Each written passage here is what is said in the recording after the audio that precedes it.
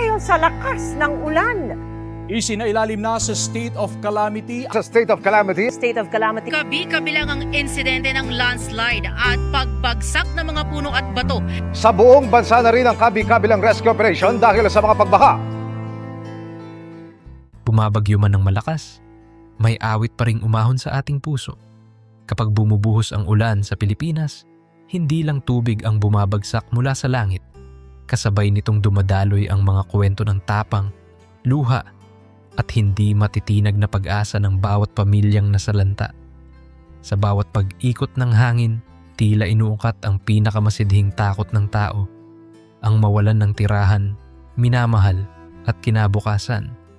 Ngunit sa mismong gitna ng lagim, sa tunog ng mga bubong na nililipad at mga alon na lumalampas sa pader, naglilitawan din ang mga tinig na nag-aawitan ng pag-ibig sa kapwa at tiwala sa Diyos. Ang ating bansa ay matagal nang nakikipagsayaw sa bagyo mula pa noong unang pagtawag ni Bathala sa atin upang alagaan ang kapuluan. At dahil dito, naging bahagi na ng ating kolektibong alaala ang mga kwento ng pagbangon, mga kwento na, katulad ng bahagharing sumusulpot sa dulo ng unos, ay naghahatid ng pangakong hindi tayo iiwan ng may kapal. Noong Mayo 2024, naranasan natin ang bagyong Aghon, isang unos na tila umiikot na dambuhalang brasong nagwasak sa mga pananim at infrastruktura sa Luzon. Tinaya ng National Irrigation Administration na umabot sa mahigit 200 at 2 milyong piso ang pinsala sa mga sistema ng irigasyon, dahilan upang mag-alala ang libu-libong magsasaka kung saan nila kukunin ang susunod na binhi at patubig. Gayunman, sa gitna ng putik at pagbaha, nakita rin natin ang pag-uumapaw na malasakit. Mga kabataang tumulong mag-akyat ng sako ng palay sa mas mataas na lugar.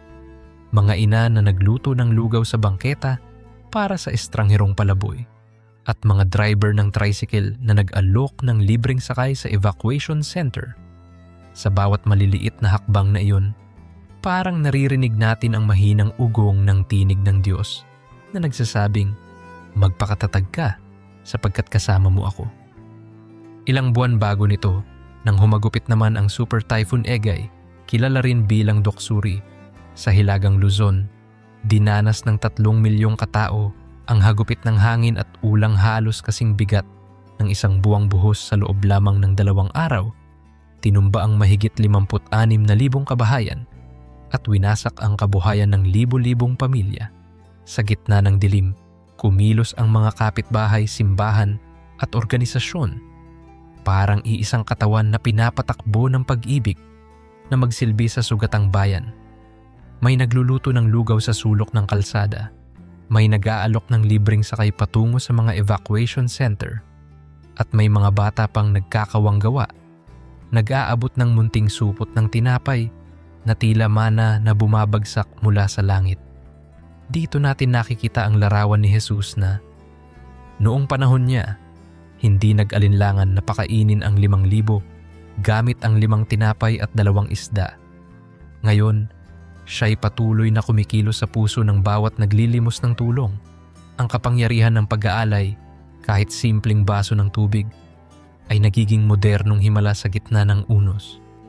Balikan pa natin ang Disyembre 2021 ng manalasa si Super Typhoon Odette o Rai at guluhin ang kapayapaan ng Visayas at Mindanao. Mahigit 4 na milyong tao ang naapektuhan, 600,000 tahanan ang napinsala at lampas sa 16 na rehiyon ang kinailangang humugot ng lakas upang makabangon mula sa pinsalang. Halos kumitil ng lahat ng kanilang ari-arian. Para sa marami, tila katapusan na ng daigdig. Walang kuryente, walang malinis na tubig, at walang katiyakan kung may babalikan pa silang bubong kinabukasan. Ngunit sa mga gabi ng katahimikan, matapos ang hampas ng hangin, namamayani ang alingaw-ngaw ng panalangin. Katulad ni Job na nawala ang lahat ngunit hindi bumitiw sa pananampalataya, ang ating mga kababayan ay nagpatuloy na umawit. Purihin ang Panginoon, ang nagbigay at nag-aalis.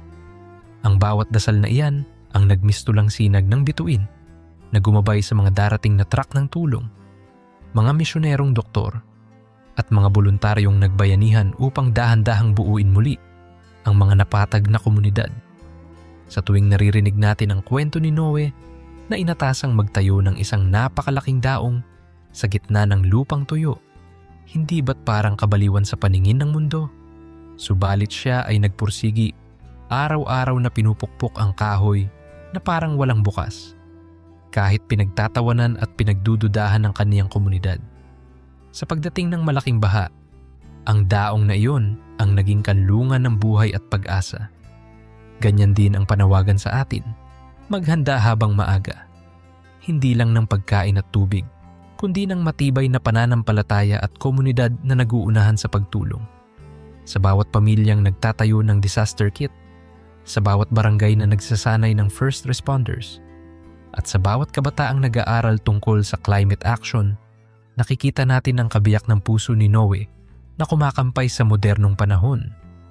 Sapagkat ang totoong arko ay hindi lamang gawa sa kahoy, kundi sa paninindigan na hindi kailanman magpapadala sa takot. At sa dulo, gaya ng bahagharing ipinangako ng Diyos, ang pag-asa ay laging aalimbukay na parang kulay sa madilim na kalangitan. Ang katatagan ng Pilipino ay parang kawayan. Yumuyuko kapag hinahampas ng bagyo, ngunit tuwid na bumabangon pagkaraan. Sa kasaysayan natin, kaliwat kanang unos ang dumaan, bagyo, lindol, pagsabog ng bulkan. Subalit sa bawat trahedya, higit na lumalalim ang ating pagkakapit-bisig. Sa isang evacuation center sa Bohol matapos ang Odette, may lola na nagbahagi ng kaniyang huling bigas sa katabing pamilya. Ang kabutihang iyon ay kumalat na parang apoy hanggang sa bawat kubol ay may kumukulong kaldero at may kaunting asukal para sa mainit na kape. Ito ang esensya ng ipinapaalala ng Salmo 133. Isa, kay ganda na pagmasdan ang mga magkakapatid na nagkakaisa. Pinapanday ng kalamidad ang ating kultura ng bayanihan at dito umuusbong ang mga kwentong mas matayog pa sa alon. Mga kwento ng ordinaryong tao na nagiging bayani para sa isa't isa at ng simpleng abuloy na nagiging daang libong milagro. Sa bawat salita ng pag-aliw, sa bawat pagkumpas ng kamay sa pag-abot, ang Pilipinas ay muling tinatahak ang landas ng liwanag. Sa Ebanghelyo ni Marcos 4:35 hanggang 41, makikita natin si Jesus kasama ang mga alagad sa bangkang halos lamunin ng unos sa lawa ng Galilea. Habang sila'y natataranta, si Jesus ay payapang natutulog at nang siya'y ginising, iisa ang kanyang tugon. Tigil, tumahimik ka. At agad na kumalma ang hangin at alon. Sa sandaling iyon, hindi lang kalikasan ang tahimik, pati ang pusong takuot ng mga alagad ay napaginhawahan. Sa ganang atin, ang kwentong ito ay paalala na sa gitna ng pinakamatinding bagyo, maging ito man ay literal na unos o bagyo ng problema, maaari tayong lumapit at isigaw, Panginoon, tulungan mo kami. At tulad ng mga alagad, makikita natin siyang bumangon at maghari sa kaguluhan. Oo, maaari niyang pigilan ang bagyo, ngunit higit pa roon, pinapatatag niya ang ating puso upang hindi madala ng takot. Sa bawat pagpikit natin sa gabi ng malakas na ulan, huminga tayo at alalahanin, may nakatayo sa ibabaw ng alon. Sa Ilocos Norte, matapos bayuhin ng Egay ang kanilang bayan, nakilala ko si Kuya Nestor, isang mangingisdang nawalan ng bangka. Sa halip na magmukmok, ipinahiram niya ang natitirang lampara sa kapitbahay upang magamit sa paghahanap ng natrap na kalabaw na mahalaga sa kabuhayan. Wala siyang kinita ng gabing iyon, ngunit sa pagkakadinig niya na nailigtas ang hayop, napangiti siya at sinabing, sisikapin kong bumuo uli ng bangka, pero ang buhay hindi nabibili. Ang ganitong diwa ay sumasalamin sa turo ni Apostol Pablo. Huwag tayong manghinawa sa paggawa ng mabuti. Galatia 6:9. Hindi niya alam kung kailan babalik ang kaniyang hanap buhay, ngunit nagpunla siya ng kabutihan na tiyak na aanihin balang araw. At totoo, makalipas ang 2 linggo, nabalitaan naming nakaipon ang buong barangay ng kahoy at pako at nag-ambagan upang maibalik ang bangka ni Kuya Nestor. Tanda na ang kabutihan ay laging bumabalik, sapagkat sa bawat mabuting gawa, may simula ng bagong pag-ibig na susulpot, parang binhing tumutubo sa gitna ng putik pagkatapos ng baha. Kung babalikan naman natin ang aklat ng mga gawa kabanata 27, maririnig natin ang lagaslas ng alon na halos sumira sa barkong sinasakyan ni Pablo papuntang Roma. Sa loob ng 14 na araw na walang araw o bituin, tila patay na ilaw ang pag-asa ng mga sakay. Ngunit tumindig si Pablo at nagwika, "Maging matapang kayo, sapagkat naniwala ako sa Diyos na magkakatotoo ang kanyang sinabi." At totoo nga, naisalba ang lahat, kahit nawasak ang barko. Ang pag-asa ay hindi nakasalalay sa tibay ng kahoy, kundi sa pangako ng may kapal.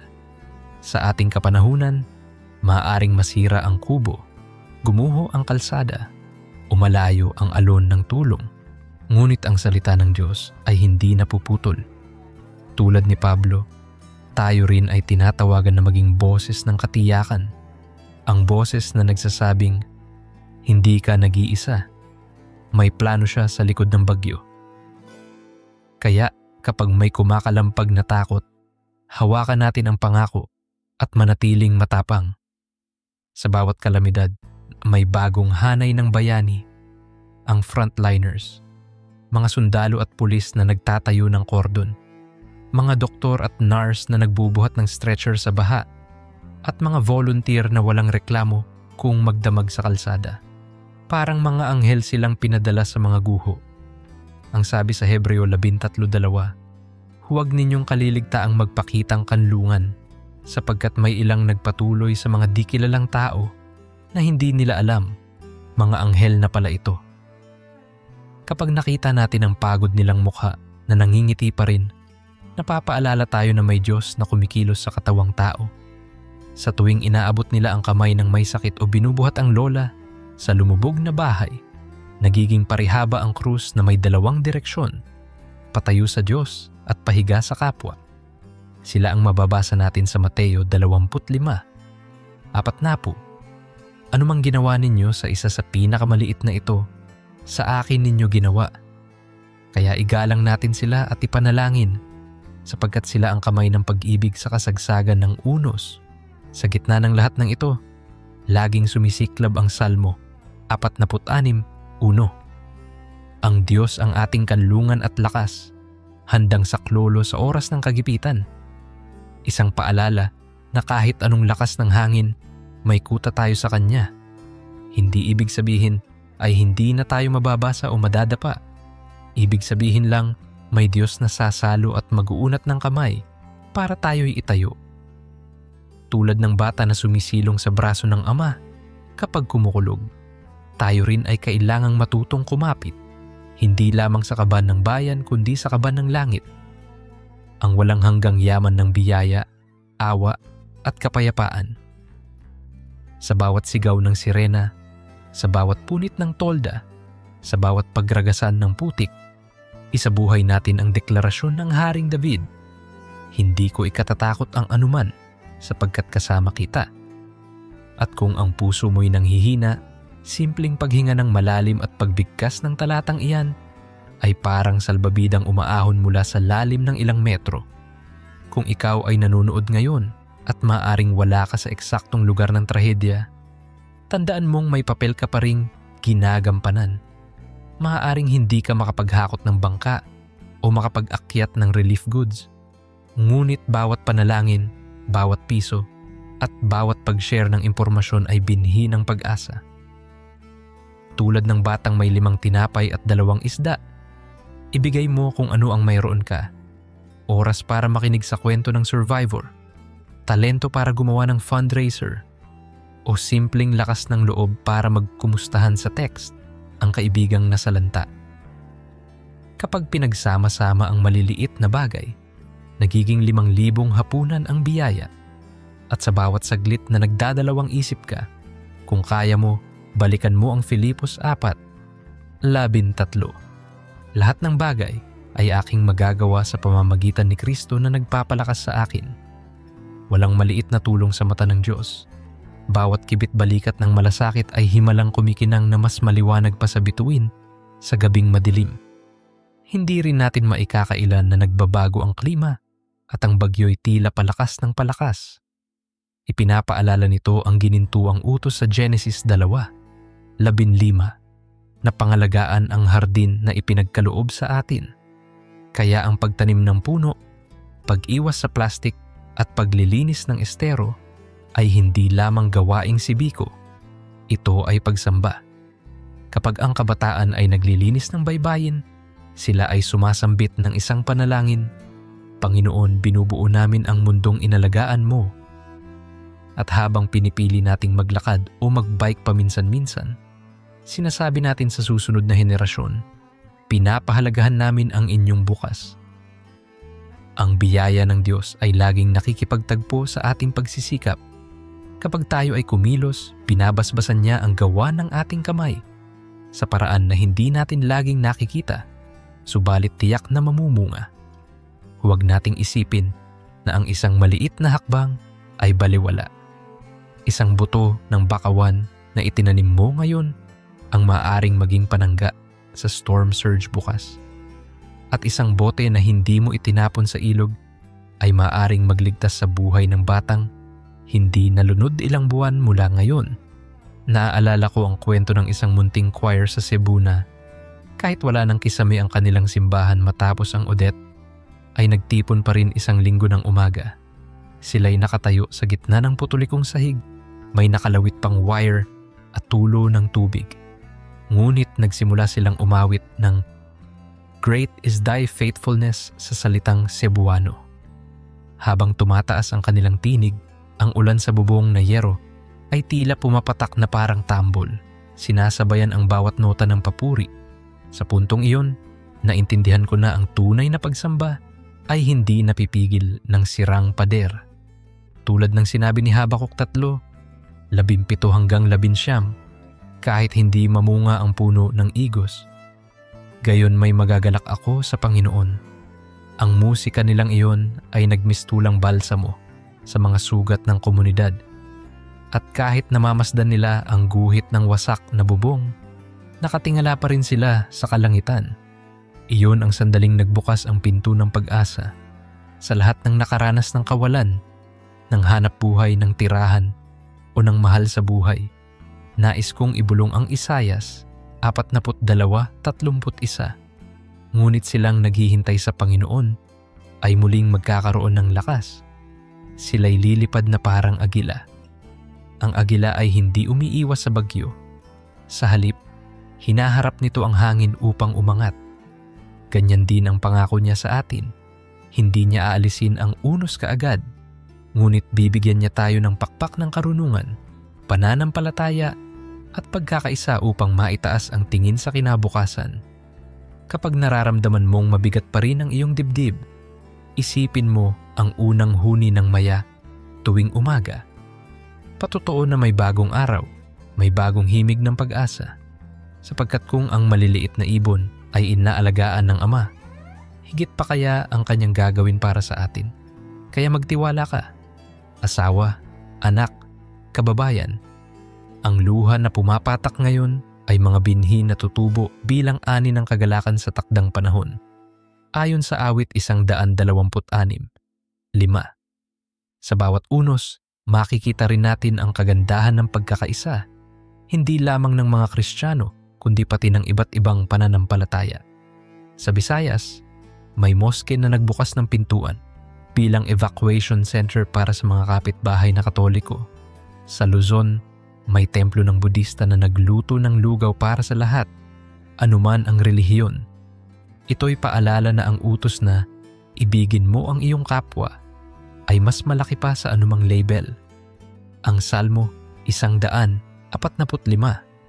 Siyam ay nagsasabing, ang Panginoon ay mabuti sa lahat. Kung gayon, dapat din tayong maging mabuti sa lahat.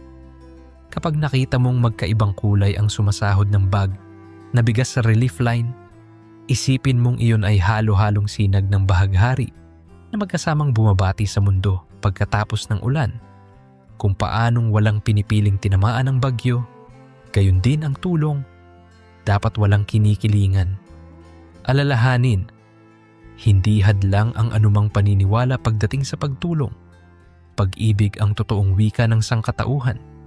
Sa pagkakapit-bisig, lumalawak ang pagbibigay at ginagawang makulay na tapestry ang dati kupas na panginurin.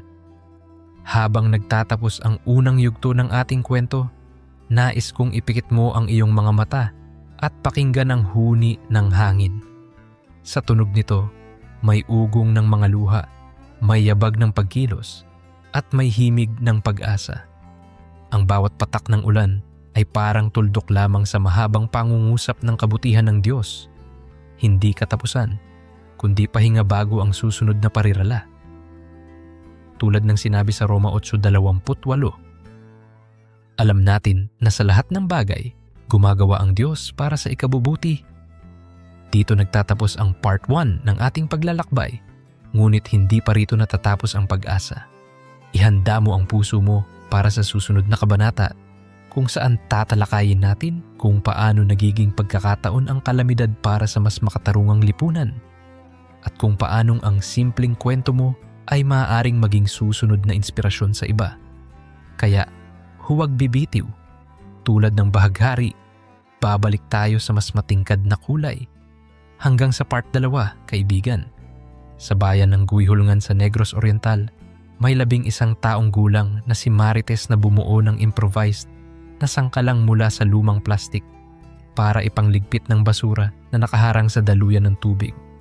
Araw-araw siya, kasama ang kanyang mga kalaro, ay nag-iikot sa estero para alisin ang mga nakasabit na sanga at basura.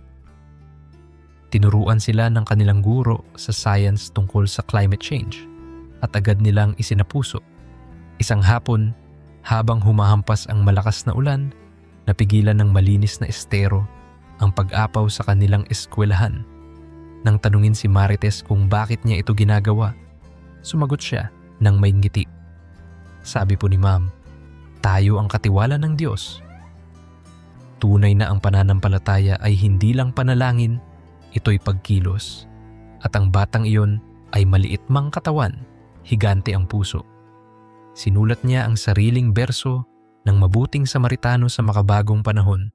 Patunay na kahit ang kabataan ay maaring maging instrumento ng kaligtasan. Bago tayo tuluyang magpaalam sa kabanatang ito, hayaan mong hamunin kita. Ano ang iyong bangka, 5 tinapay o sangkalang plastik na maaari mong ialay? Ano man ang laki, kapag iniabot sa kamay ng Diyos, nagiging bukal ng himala. Ang bagyo ay hindi lamang pagsubok kundi imbitasyon. Imbitasyon na mahalin ang kapwa, pangalagaan ang kalikasan, at higpitan ang kapit sa Diyos na may hawak ng buong sansinukob. Kaya sa susunod na tumunog ang ulan sa iyong bubong, huwag kang mangamba. Itaas mo ang mga kamay, maramdaman mo man ang pangamba o pagpag ng takot, at bulungin mo ang mga salitang ito mula sa awit 121, 1-2. Itinataas ko ang aking mga mata sa kabundukan, saan manggagaling ang aking tulong. Ang tulong ko ay nagmumula sa Panginoon sa pagbuga mo ng huling hininga. Ngayong gabi, isiping may araw na muling sisikat bukas. At habang naghihintay, maging liwanag ka muna sa iba. Sapagkat sa bawat ngiti na ibinubukas, bumabawas ang pait ng unos. Hanggang sa muli, magpakatatag, magmahal, at magtiwala. Sa pagpapatuloy ng ating paglalakbay, pumasok tayo sa kwento ng pagbangon. Ang ikalawang yugto kung saan ang mga sugat ng kahapon ay unti-unting tinatahi ng pag-asa at ang mga luha ng paghihinagpis ay pinapalitan ng pawis ng pagkilos. Matapos ang unos, may espasyo para sa paghinga, para sa pagtanong, ano ang susunod? Katulad ni Nehemias na, pagkabalita niya sa wasak na pader ng Jerusalem, agad na nanalangin at kumilos upang muling itayo ang lungsod ni Nehemias. 2 oras at 17 minuto hanggang 18. Tayo rin ay tinatawag na huwag mabulok sa pagkawasak, kundi tumindig at muling magtayo ng tahanan, kabuhayan at higit sa lahat ng pananampalataya at pagkakaisa. Hindi madaling hakbangin ang landas na ito. Subalit habang humahakbang, naririnig natin ang bulong ng Diyos sa Josue 1:9. Magpakalakas at magpakatapang ka. Huwag kang matakot ni panghinaan ng loob, sapagkat ako, ang Panginoon mong Diyos, ay kasama mo saan ka man pumunta. Ganyan ang sigaw ng puso ng Pilipino, ang sigaw ng nagmamahal sa bayan at umaasa sa Diyos na kailanman ay hindi nagkukulang. Sa nakaraang kabanata, nasaksihan natin ang hilakbot at paghihirap. Ngayon naman, sisilipin natin kung paano ang bawat munting hakbang patungo sa pananagutan at malasakit ay nagiging tulay tungo sa mas makatarungan at mas matibay na lipunan. Kung ang una nating paksa ay pagdaig sa takot, ngayon ay pagsasabuhay ng pag-ibig sa organisadong pagkilos. Ito ang panahon ng komunidad na nagbubuklod, ng mga paaralan na nagiging relief center, ng mga simbahan na nagiging bodega ng pag-asa, at ng mga kabataan na nagiging lakas at boses ng pagbabago. Tulad sa mga Gawa 2, 44 hanggang 45, kung saan ang mga unang Kristiyano ay nagbabahagi ng lahat ng ari-arian at tinutulungan ang bawat nangangailangan. Hindi ba't nakikita natin ito sa tuwing bumubukas ang mga pintuan ng barangay hall at simbahan para sa mga evacuee? Ang pagbabahagi ay hindi lamang pera. Ito ay oras, talento at presensya. Kapag nagkusang loob tayong sumama sa mga community kitchen, mag-ayos ng mga donasyon o magpinta ng mga siraang pader, ipinapahayag natin ang mensahe ng Roma 12:15. Makigalak sa nagagalak at makiiyak sa umiiyak. Sa pagkikipag-iyak, may hagod ng paggaling. Sa sabay-sabay na pagsasaayos, may pagbuo ng bagong haligi ng pag-asa. Isang umaga sa Marinduque, matapos ang malakas na ulan at pagbaha, nagtipon ang mga residente para sa isang bangkarera, hindi ng paligsahan kundi ng muling pagbangon. Pinagdugtong-dugtong nila ang mga natirang tabla, lumang kawayan, at mga goma ng gulong upang makabuo ng pansamantalang tulay sa ibabaw ng rumaragasang sapa. Ang tulay na ito ang nagbigay daan sa mga bata para muling makapasok sa eskwela. Nakita ko ang isang maestro, si Sir Ariel, na bitbit ang mga lumang libro at poster ng sikat na tula. Nagmamadaling tumawid sa tulay. Tinawag niya ang kanyang mga mag-aaral at sinabing, "Mga anak, ang pag-aaral ay hindi natitigil sa baha kasi ang utak at puso natin hindi lumulubog."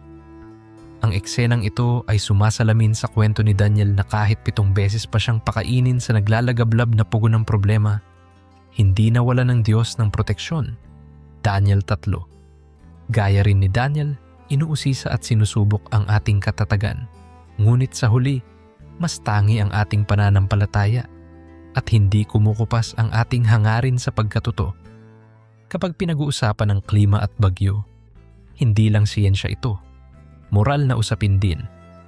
Sinasabi sa Mateo 7:24 hanggang 25 na, ang marunong ay nagtayo ng bahay sa batuhan.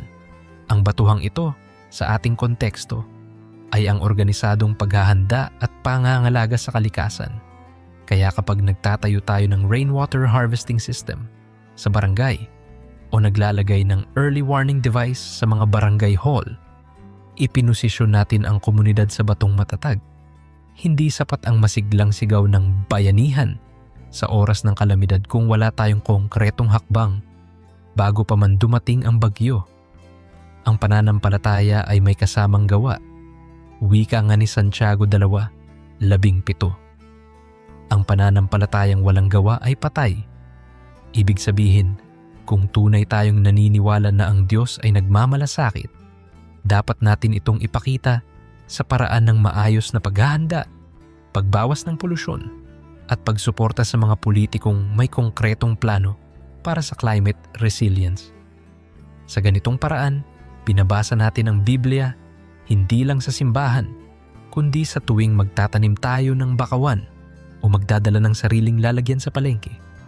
Sa Masbate, may isang grupo ng kababaihan na nagtatag ng kooperatiba upang suportahan ang isa't isa sa panahon ng kalamidad. Tinawag nila ang kanilang grupo na Hilabayan. sapagkat hinihila nila ang isa't isa mula sa putik ng problema. Gumamit sila ng lumang makina ng pananahi para gumawa ng mga waterproof na bag mula sa mga sirang trapal na iniwan ng relief operations. Ibinenta nila ito online at ginamit ang kita para bumili ng emergency lights at power banks para sa susunod na bagyo. Isipin mo ang larawan ni Ruth na hindi iniwan si Naomi sa oras ng kalungkutan, bagkus ay nangakong, "Saan ka pumaroon, doon din ako." Ruth 1:16. Ang pagkakapit-bisig ng mga kababaihan sa Masbate ay patunay na ang pagmamahal na walang hadlang ng panahon at unos ay may kakayahang magpanibago ng komunidad. Ang trapal na dati simbolo ng pansamantalang kanlungan ay ginawang sandata sa hinaharap, mga bag na magpapaalala sa kanila na hindi sila basta-basta nababahan ng problema. Kung pag-uusapan natin ang kabataan, hindi na sila pag-asa ng bayan lang sa hinaharap. Sila ang kasalukuyang lakas ng bayan. Sa Palawan, may kolektibong grupo ng kabataan na nagtayo ng mobile library na gawa sa lumang tricycle. Sa kabila ng mga landslide na sumira sa eskwelahan, ang librong may kwento ng pananampalataya ang umikot sa mga baryo. Nagkwento sila ng Biblia sa paraang interactive. Ginawang puppet show ang kwento ni Jonas na nilamon ng malaking isda. Ginawang improv theater ang kwento ni Jose na ibinenta ng kanyang mga kapatid, ngunit ginamit ng Diyos para iligtas ang marami sa gutom. Genesis 52:20. Habang tumatawa at natututo ang mga bata, nahihilom ang trauma, sapagkat ang kwento ay gamot, lunas sa takot. Ang sugo ng Diyos ay laging may mensahe, at sa pagkakataong ito, ang mensahe ay dumarating sa pamamagitan ng talento ng kabataan. Sila ang modernong tagapagdala ng balita, gaya ni Esther na naging instrumento ng pagliligtas sa kanyang bayan. Esther 4:14. Baka na nga, for such a time as this, ang kanilang giting at talino ay itinanim upang maging pader sa darating pang mga pagsubok. May isa namang baryo sa Samar na nagpasyang magtanim ng 1 kilometro ng bakawan kada taon bilang proteksyon sa storm surge. Sa tulong ng simbahan, mga guro at NGOs, naging pagtitipon tuwing Sabado ang pagtatanim na sinasabayan ng pag-awit ng mga salmo at panalangin kolektibo. Bago isalpak ang ugat ng bakawan sa putik, nagdarasal sila ng awit 1-3. Siyang katulad ng punong kahoy na itinanim sa tabi ng batisan. Sa huli, natuklasan nila na hindi lamang nagpoprotekta ang bakawan laban sa daluyong, nagbibigay pa ito ng tahanan sa mga isda at alimango. Naging integrated livelihood program ang dating simpleng environmental action. Ito ang sinasabi ng Isaias 58:10. Kung ilaan mo sa gutom ang iyong tinapay, ang iyong liwanag ay sisikat sa kadiliman. Kapag ang komunidad ay sabay-sabay kumilos, mayroong multiplier effect ng pag-asa. Nagmimisto lang parang 5 tinapay na hindi nauubos. Hindi rin mawawala ang usapin ng katarungan. Sa bawat trahedya, may tanong, sino ang talagang pinakaapektado? Madalas, ito ang mahihirap na walang matibay na bahay, walang pambili ng lutuan, at walang access sa impormasyon. Tinuturuan tayo ng Kawikaan 31, 8-9. Buksan mo ang iyong bibig para sa mga di makatwiran, ipagtanggol ang karapatan ng dukha at nangangailangan. Kaya, habang nagtatayo tayo ng mga bagong bahay, dapat kasama sa usapan ang gaano ba kataas ang lokasyon? May access ba sa malinis na tubig? May ligtas bang evacuation plan para sa PWDs, bata at matanda? Huwag nating kalimutan ang mga taong kadalasang nasa gilid dahil ang Diyos mismo ay nasa gilid kasama nila. Kapag pinakinggan natin ang hinaing ng mangingisda na nawala ang bangka, ng magsasakang natabunan ang palayan, ng tindera na nalugi sa paninda, doon tayo tunay na nagiging tagapagdala ng hustisya. At kung mapapansin natin na kulang ang aksyon ng mga kinauukulan, tungkulin nating magsalita, magtanong at magpetisyon. Ang pananampalataya ay hindi pasibong pagtanggap, Ito'y aktibong pagsunod sa kalooban ng Diyos na magmahal at magtaguyod ng kabutihan. Mahalaga ring talakayin ang emosyonal at mental na paggaling. Kapag lumipas ang baha, hindi agad umaalis ang trauma. Marami pa ring nagigising sa gabi kapag umuulan. May mga batang nangangatog sa tunog ng hangin.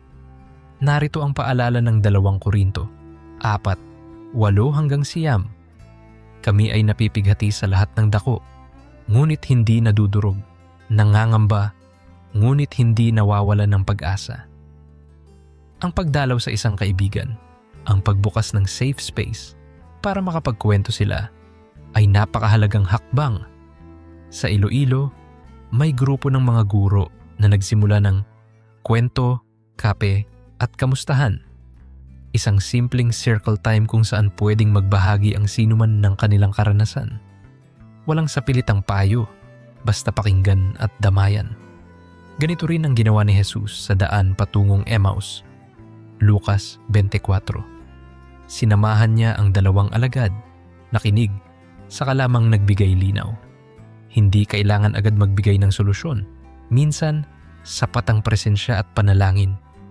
Pinapalakas nito ang loob at tinutulungan ang bawat isa na muling tumawa, muling kumanta, at muling mangarap.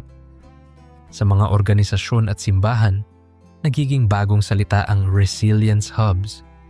Ito ay mga gusaling hindi lang matibay, kundi multi-purpose. May solar panels, water filtration, at stock ng pagkain. Kapag laganap ang ganitong konsepto sa bawat barangay, nababawasan ang pangamba sa tuwing may balitang papalapit na bagyo. Napapaalalahanan tayo ng Mateo 25, 1-13, ang parabula ng 10 dalaga. Yung matalinong nagdala ng dagdag na langis ay handa sa pagdating ng nobyo. Sa ating panahon, ang langis na iyon ay ang paghahanda. Battery-operated radios, go bags, communication plans. Kaya, kung may pagkakataon kang magbahagi sa iyong komunidad ng kaalaman sa first aid o mag-ambag para sa isang generator, gawin mo. Ang iyong ambag ay piraso ng ilaw sa gitna ng dilim. At kapag lahat ay may daladalang ilaw, ang gabi ay napupuno ng liwanag. Liwanag na tanda ng lungsod na hindi natatalo ng unos. Ngunit paano kung ikaw mismo ay napagod na sa kakaambag, kakaalaga at kakabangon? Maari mong maramdaman ang parang basyo ka na, tuyot, at di mo na alam kung saan huhugot ng lakas. Nariyan ang Lamentasyon 3:22-23.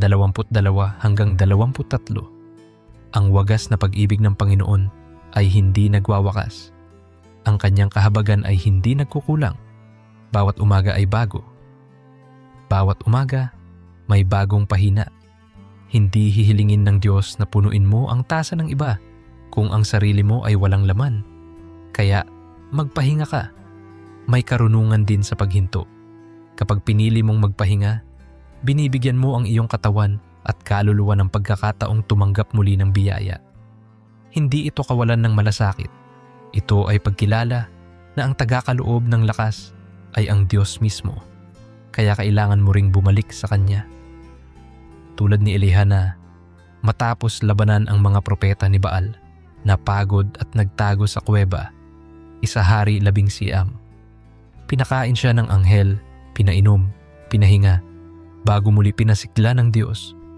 Kaya huwag mong ikahiya ang paghingi ng tulong, pagkonsulta sa counselor o pastor, at pag-amin na nasasaktan ka pa. Sa dulo nito, mas matatag kang babangon. Saan papasok ang teknolohiya sa lahat ng ito? Hindi natin maikakaila na sa panahon ngayon, ang internet at social media ay malakas na kasangkapan, kaya dapat gamitin itong mabuti. May mga grupo sa Facebook na tumutulong maghanap ng mga nawawala, nag-uulat ng real-time updates sa baha, at naglalathala ng verified donation channels. Ngunit kasabay nito, lumalaganap din ang maling impormasyon.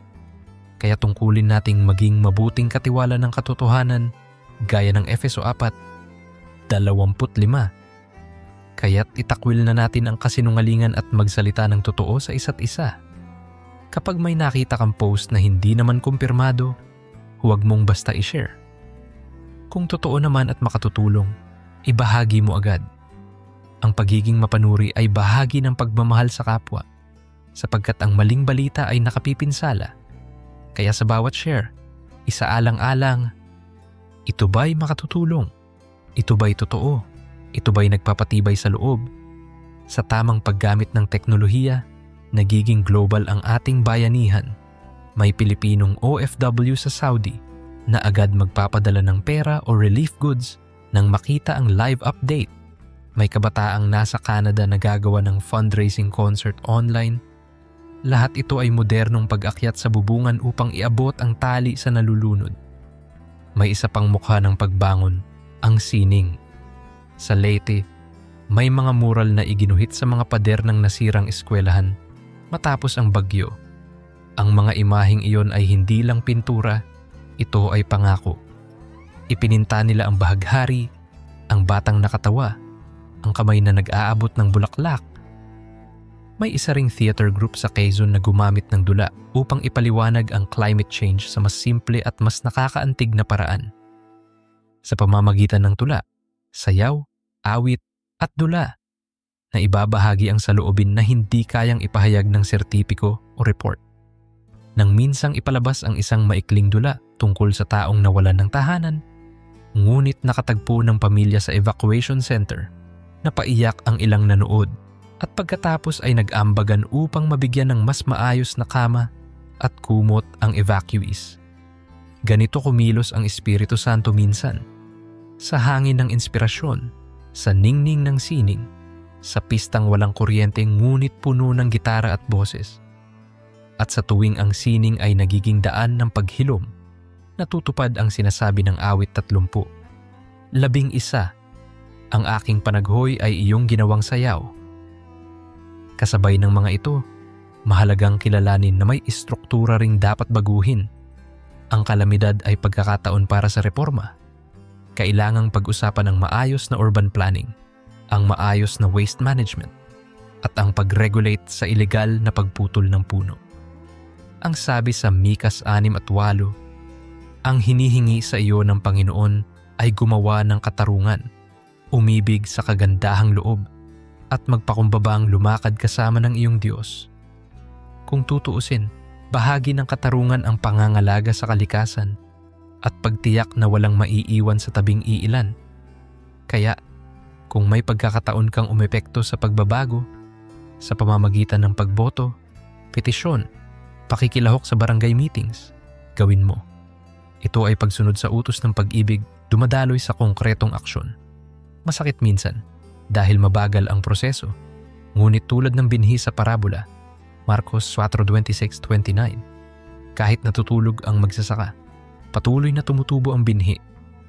Maging matiyaga dahil ang bawat pagpapaliwanag sa isang opisyal, bawat liham na sinulatan, at bawat panawagan sa social media ay butil ng binhi ng pagbabago. Sa pagtatapos ng araw, mahalagang tanungin, ano ang ibig sabihin ng pagbangon para sa iyo at sa akin? Hindi ito pare-pareho. Ang iba, pagbangon ang makapagpagawa muli ng bubong.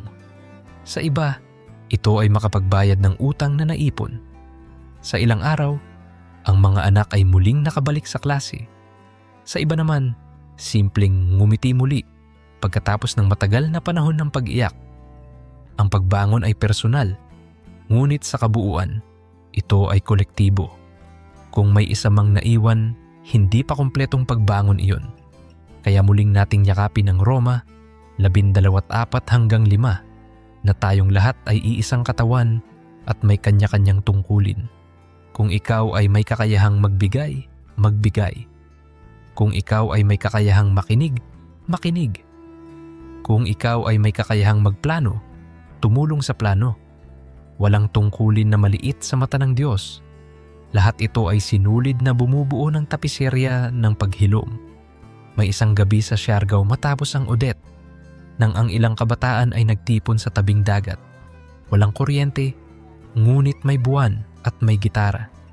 Kinanta nila ang awit 23 habang nakatingin sa bituin. Ang Panginoon ang aking pastol, hindi ako magkukulang. Sa bawat tugtog ng gitara, Napawi ang kaba at tila umikot ang mundo mula sa unos tungo sa dahan-dahang paghilom. Sa momentong iyon, napagtanto ko na ang Diyos ay nasa gitna ng ordinaryong gabi. Sa simpleng harmonya ng boses at alon, hindi tayo niya hinayaang nag-iisa sa dilim.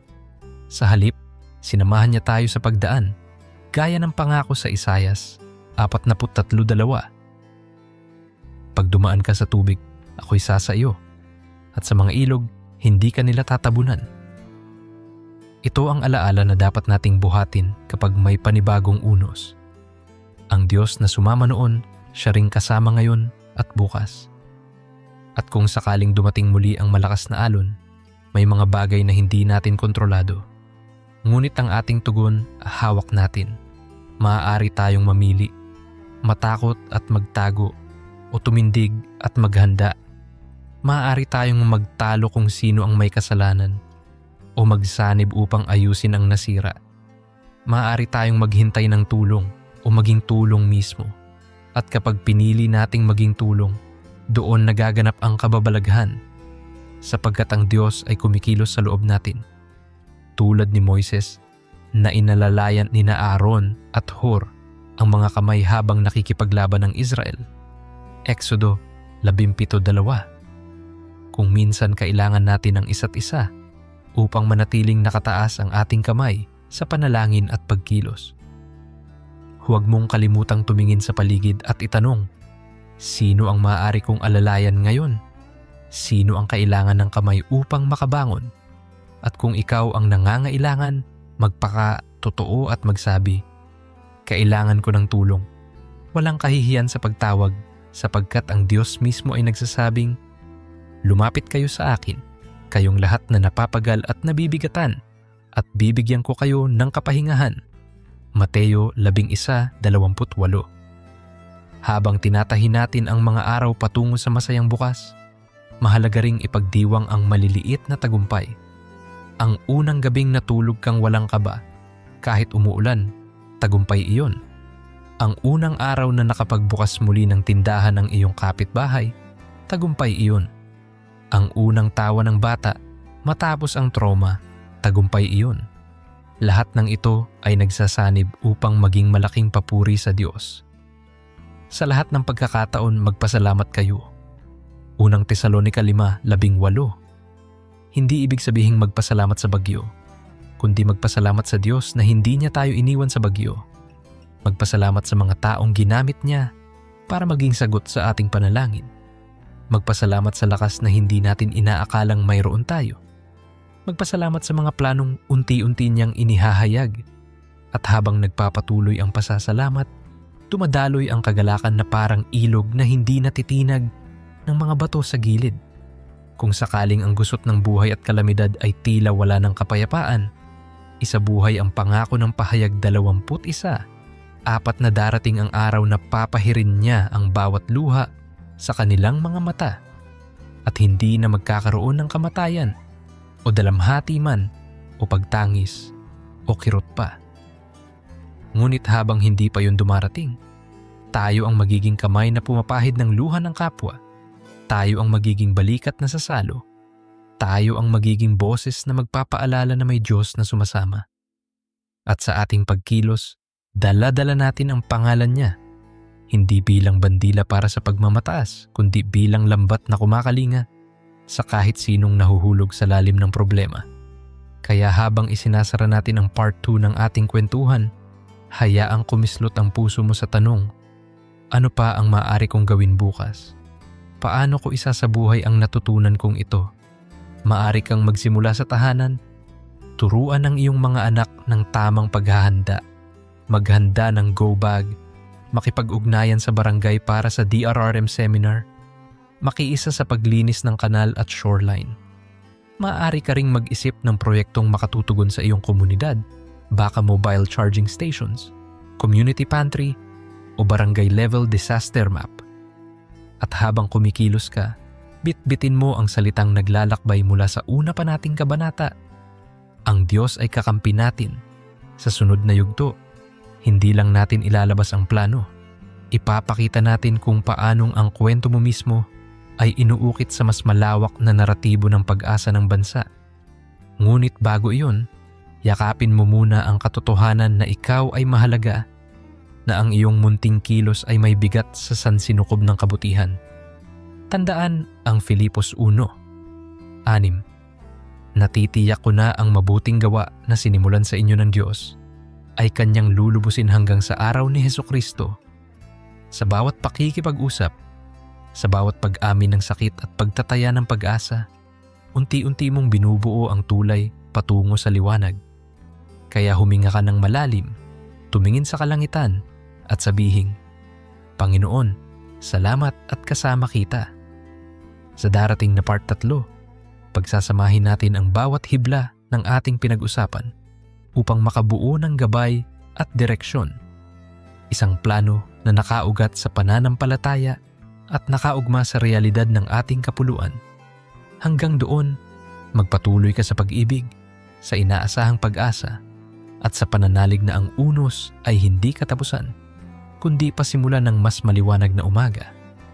Sa yugtong ito ng ating paglalakbay, papasok tayo sa yugto ng konkretong pagkilos, hindi lang kwento ng pagbangon, kundi aktual na paglalakad sa direksyong ipinakita ng Diyos at ng karanasan. Ang bawat aral mula sa mga bagyo at baha ay parang binhing itinanim sa puso natin. Oras na upang ito ay alagaan, diligan ng pagsisikap, at hayaang mamunga ng mga gawaing may saysay. Tulad ng sinabi ni Jesus sa Juan 15:5, siya ang puno ng ubas at tayo ang mga sanga. Kung mananatili tayo sa Kanya, mamumunga tayo ng sagana. Kaya na ngayong handa na tayong kumilos, tatapusin natin ang ating serye sa masinsinang pagtalakay kung paano natin maisa sa buhay ang natutunan mula sa ating mga kwento. Paano tayong magiging daluyan ng pag-asa sa bawat sulok ng Pilipinas, mula sa pinakamalayong isla hanggang sa pusod ng syudad, sa paraang tunay na nakaugat sa salita ng Diyos at nakabatay sa realidad ng ating kapuluan. Hindi madali ang tumayo matapos manghihina sa takot, pero ang unang hakbang ay palaging paninindigan. Paninindigan na tayo ay may kakayahan at karapatan na baguhin ang kinabukasan. Sa Efeso 2:10, sinasabi na tayo ay linikha sa mabubuting gawa na inihanda ng Diyos upang ating lakaran. Ibig sabihin, ang plano niya ay hindi natatapos sa kaligtasan mula sa unos, kundi nagpapatuloy sa pagbibigay buhay sa iba. Kapag tinanong mo ang sarili mo kung saan ka magsisimula, isipin mo ang pinakamalapit sa iyong palad. Baka ito ay ang kapitbahay mong wala pa ring maayos na bubong. Baka ito ay ang bata sa kanto, natakot pa rin sa malakas na ulan. Baka naman ito ang sariling pamilya mong nangangailangan ng gabay kung paano haharapin ang susunod na kalamidad. Walang malitaw o malaki, sapagkat bawat isang hakbang ay bahagi ng isang malaking direksyong sa sabay-sabay nating tinatahak. Sa bawat pagyakap sa responsibilidad, naririnig natin muli ang tawag ng Josue 24:15. Ngunit kung kaayaw kayo sa maglingkod sa Panginoon, ako at ang aking sambahayan ay maglilingkod sa Panginoon. Sa gitna ng pagsasabuhay ng pananampalataya, kailangan nating kilalanin na ang komunidad ang ating puwersa. Ang isang individual na kumikilos ay mahalaga, pero ang bayan na sabay-sabay na gumagalaw ay parang ilog na hindi kayang pigilan ng anumang harang. Isipin ang bawat barangay bilang selula ng katawan ni Kristo na binanggit sa unang Korinto 12:27 patao. May mga mata, kamay, paa, puso. Iba-iba ang tungkulin, iisa ang direksyon. Kung ikaw ay may karanasan sa medisina, maaaring tumulong sa pagtuturo ng basic life support at first aid. Kung ikaw ay isang guro, maaari kang magturo ng disaster literacy sa mga bata gamit ang mga kwento ng Biblia at agham. Kung ikaw ay may hilig sa teknolohiya, maaari mong paigtingin ang komunikasyon sa panahon ng krisis gamit ang mga aplikasyon at social media na maaasahan. At kung ikaw ay may kabuhayan, maaari kang maging tulay ng trabaho at oportunidad para sa mga naapektuhan. Sa pagsasanib ng talento at bokasyon, lumalakas ang katawan ng bayan at nabibigyan ng espasyo ang bawat isa na maging bayani sa kani-kaniyang paraan. Kasabay nito, tunay na hamon ang pagpapatatag ng istruktura ng paghahanda at pagtugon. Dito pumapasok ang konsepto ng pagpupulong, hindi lamang tuwing may bagyo, kundi bago pa man ito dumating. Katulad ng ginawa ni Nehemias sa muling pagtatayo ng pader, may plano, may pagbabantay at may koordinasyon. Maaari tayong magsagawa ng regular na handaan na hindi pagkain ng bida, kundi kaalaman. Paano maghanda ng go bag, paano bumasa ng weather bulletin, paano tatawag ng tulong kung walang signal. Kung ating isa sa puso ang Kawikaan 27 lalawigang 12 na ang matalino ay nakikita ang kapahamakan at nagtatago, ngunit ang mangmang ay nagpapatuloy at nagbabayad, mauunawaan nating hindi sapat ang lakas loob lamang. Kailangan ang talinong ginagabayan ng Diyos. Kaya sa bawat tahanan, magtakda ng araw kung kailan magsasanay ang pamilya sa evacuation plan. Sa bawat barangay, magtalaga ng tao para tumutok sa paghahanda at koordinasyon. Sa bawat simbahan, maaari ring lumikha ng ministry na nakatutok sa calamity response at mental health support.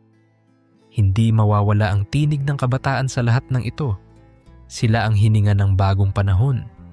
Kung tutuusin, tulad nina Daniel, Shadrach, Meshach at Abednego, na mga kabataan din nang ipagtanggol nila ang kanilang paniniwala sa harap ng hari, marami ring kabataan sa Pilipinas ang tumitindig sa isyu ng klima at katarungan.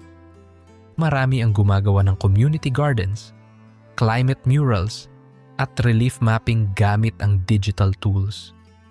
Huwag nating pigilan ang kanilang malikhaing sigla. Bagkus, tulungan natin silang magkaroon ng mentor, sapat na resources, at ligtas na espasyo para lumago. Sa Joel 2:28, sinabi ng Panginoon, "Ibubuhos ko ang aking espiritu." Ang inyong mga kabataan ay makakakita ng mga pangitain. Ang pangitain na ito ang bumubuo ng direksyon, mas ligtas na komunidad, mas lunti ang pamayanan, mas makabuluhang pakikipag-ugnayan.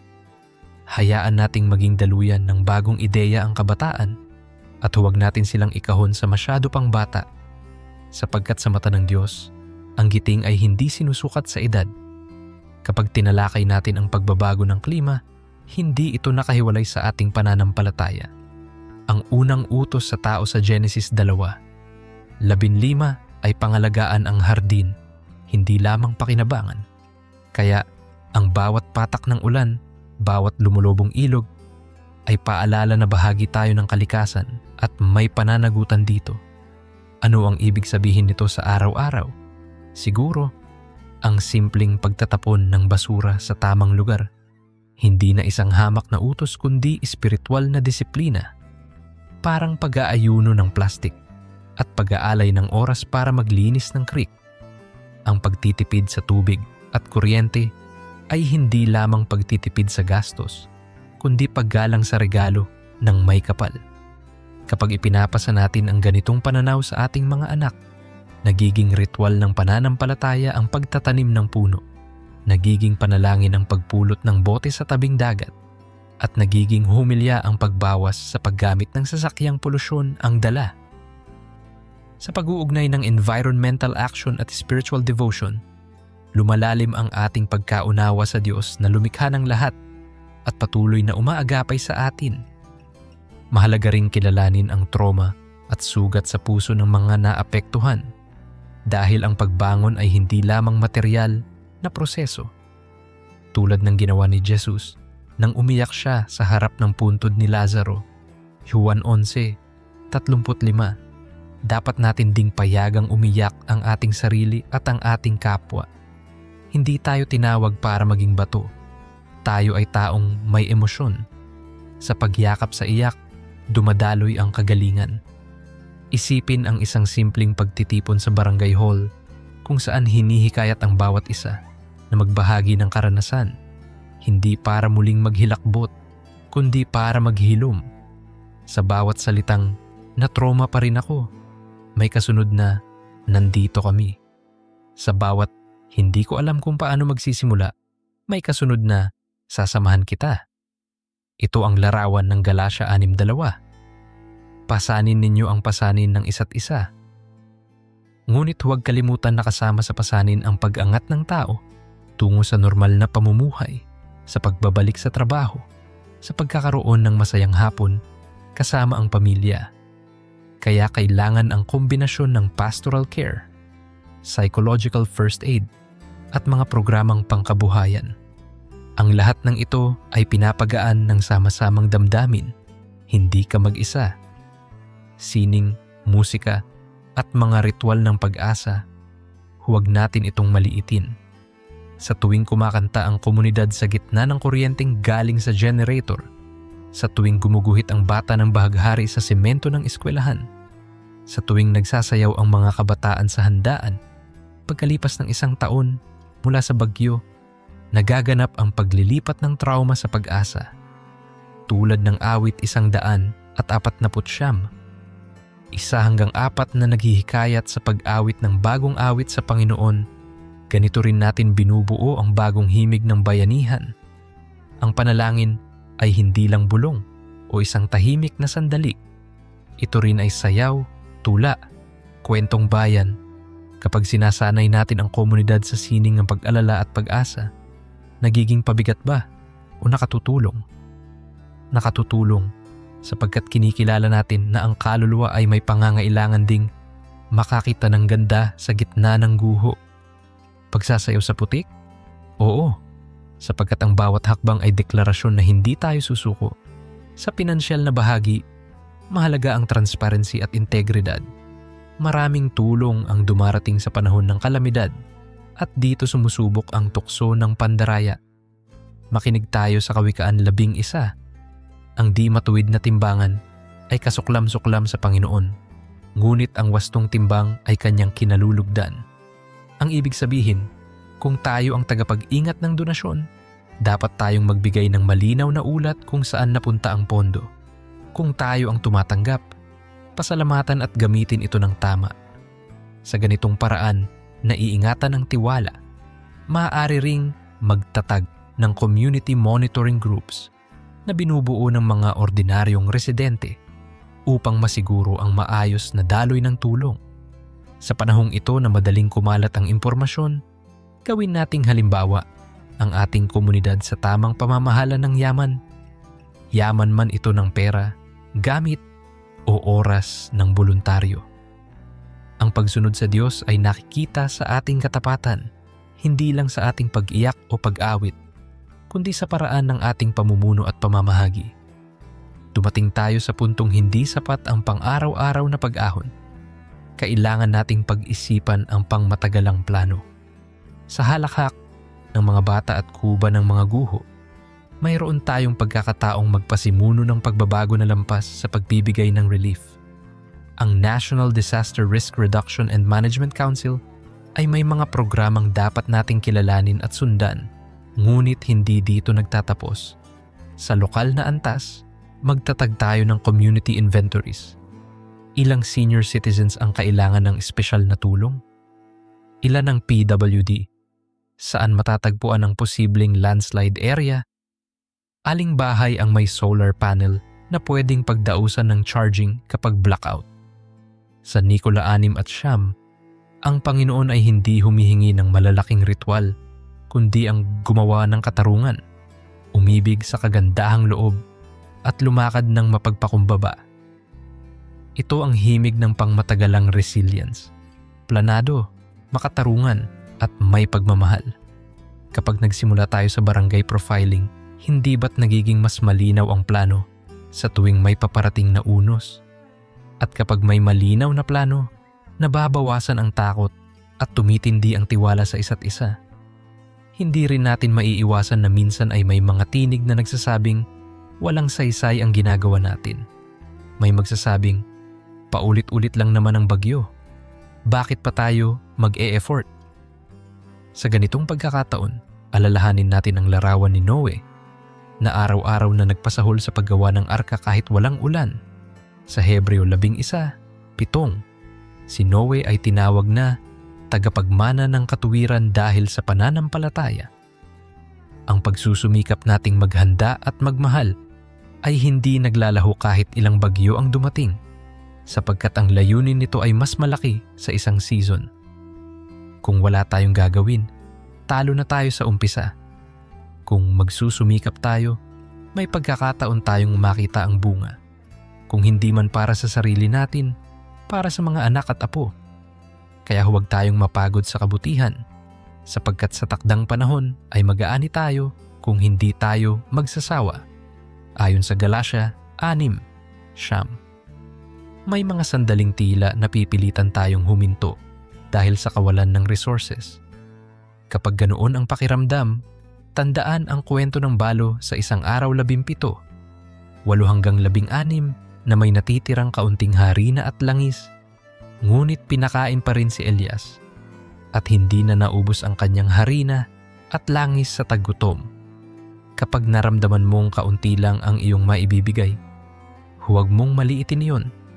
Ang kaunting oras, kaunting piso, kaunting lakas ng loob na magsalita sa barangay meeting ay maaaring maging harina at langis na hindi mauubos dahil binasbasan ng Diyos. Hindi mo alam kung ilang buhay ang maaapektuhan ng simpleng pakikipagkumustahan o ilang kabataan ang magkakaroon ng inspirasyon sa simpleng pagturo mo ng tamang paghahanda. Huwag mong sukatin ang ambag mo sa laki ng problema. Sukatin mo ito sa kabutihang idinudulot at kababaang loob na ibinabahagi. Habang lumalalim ang ating usapan, huwag nating iwan ang pihikang tanong. Nasaan ang Diyos sa gitna ng bagyo? Sa Marcos 4:39 nang patahimikin ni Jesus ang unos, malinaw. Siya ay kasama sa bangka, hindi sa malayo. At kung sa ngayon, pakiramdam mo ay tahimik, siya, tandaan mong minsan, ang katahimikan niya ay imbitasyon na kumilos kagamit ang lakas na ibinigay niya. Hindi nangangahulugan ang katahimikan ng Diyos na wala siyang ginagawa. Maaring ginagamit niya ang iyong kamay, ang iyong kapitbahay, ang iyong pastor, ang batang gumagawa ng mural, ang guro na nagtuturo ng resilience. Kung nais mong makita ang mukha ng Diyos, tumingin sa paligid, sa voluntaryong sumuong sa baha, sa nurse na nagbantay magdamag, sa driver ng jeep na libre ang sakay mula evacuation center. Ang Diyos ay patuloy na malapit, kumikilos, nagmamahal. At sa pagkilala mong iyon, mas magiging handa kang maging kamay at paa niya sa susunod pang mga yugto. Mahalaga ring banggitin ang kapatawaran at paghilom ng galit. Sa gitna ng kagipitan, may mga hindi pagkakaintindihan. May mga pagkukulang ang iba. May mga maling desisyon na nagdala ng mas malaking pinsala. Kung hahayaan nating tabunan tayo ng galit, hindi tayo makakabangon ng buo. Sabi ni Pablo sa Efeso 4:31 hanggang 32, alisin ninyo ang lahat ng galit, puot at paninirang puri. Sa halip, maging mabait at mahabagin. Kapag natutunan nating magpatawad, hindi ibig sabihin nito'y wala ng pananagutan. Ngunit pinipili nating hindi mabilanggo sa pait upang mas maging epektibo ang ating pagkilos. Kaya, kung may nasaktan ka o nasaktan ka ng iba, hanapin mo ang pagkakataon para mag-usap, magpatawad at magpaliwanag. Ang kaluluwa ng komunidad ay mas mabilis lumago kapag malaya sa lason ng hinanakit. Sa gayon, ang bawat pagkakamali ay nagiging aral at hindi barabarang bato. Kung pag-uusapan ang kinabukasan, hindi tayo mabubuhay sa takot. Sa halip, mabubuhay tayo sa pananabik sa gagawin ng Diyos. Narito ang pangako ng Jeremias 20:11, sapagkat alam ko ang mga plano ko para sa inyo, mga planong magpapabuti sa inyo at hindi magpapahamak. Ito ang dahilan kung bakit sa kabila ng kalamidad, naglalagay tayo ng garden sa bakanting lote, gumagawa ng rainwater collector sa eskinita, nagtataas ng mga kwento ng pananalig sa social media, at nagtatayo ng mga bahay na mas ligtas sa baha at hangin. Hindi tayo inaantala ng takot. Sa halip, pinupuno natin ang oras ng konstruksyon, paglikha at pag-ibig. Kapag naniniwala tayong may magandang plano ang Diyos, nagiging malikhain at masigasig tayo hindi tamad at natatakot. Kapag alam mong may darating na magandang bukas, hindi ka basta magtatago. Lalabas ka at magiging katuwang ng kalikasan at kapwa sa paggawa nitong bunga. Sa wakas, narito tayo sa hangganang naghihintay ng susunod na kabanata sa ating buhay bilang individual at bansa. Ang part 3 na ito ay hindi pagtatapos, kundi huling hiyaw ng unang trilohiya ng kwento ng pag-asa. Hamon ko na sa iyo ngayon na hanapin ang pinakapraktikal na paraan upang ialay ang iyong sarili sa planong ito ng Diyos. Isang beses mo lang kailangang tanungin ang sarili mo, ano ang kaya kong gawin ngayon na? Kung may oras ka, magpunta sa barangay at alamin ang disaster plan. Kung may talento ka, gamitin ito sa pagbuo ng materyales na magtuturo ng paghahanda sa mga bata.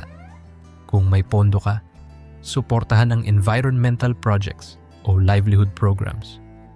Kung may puso ka para sa pastoral care, makinig at magdasal kasama ng taong sugatan.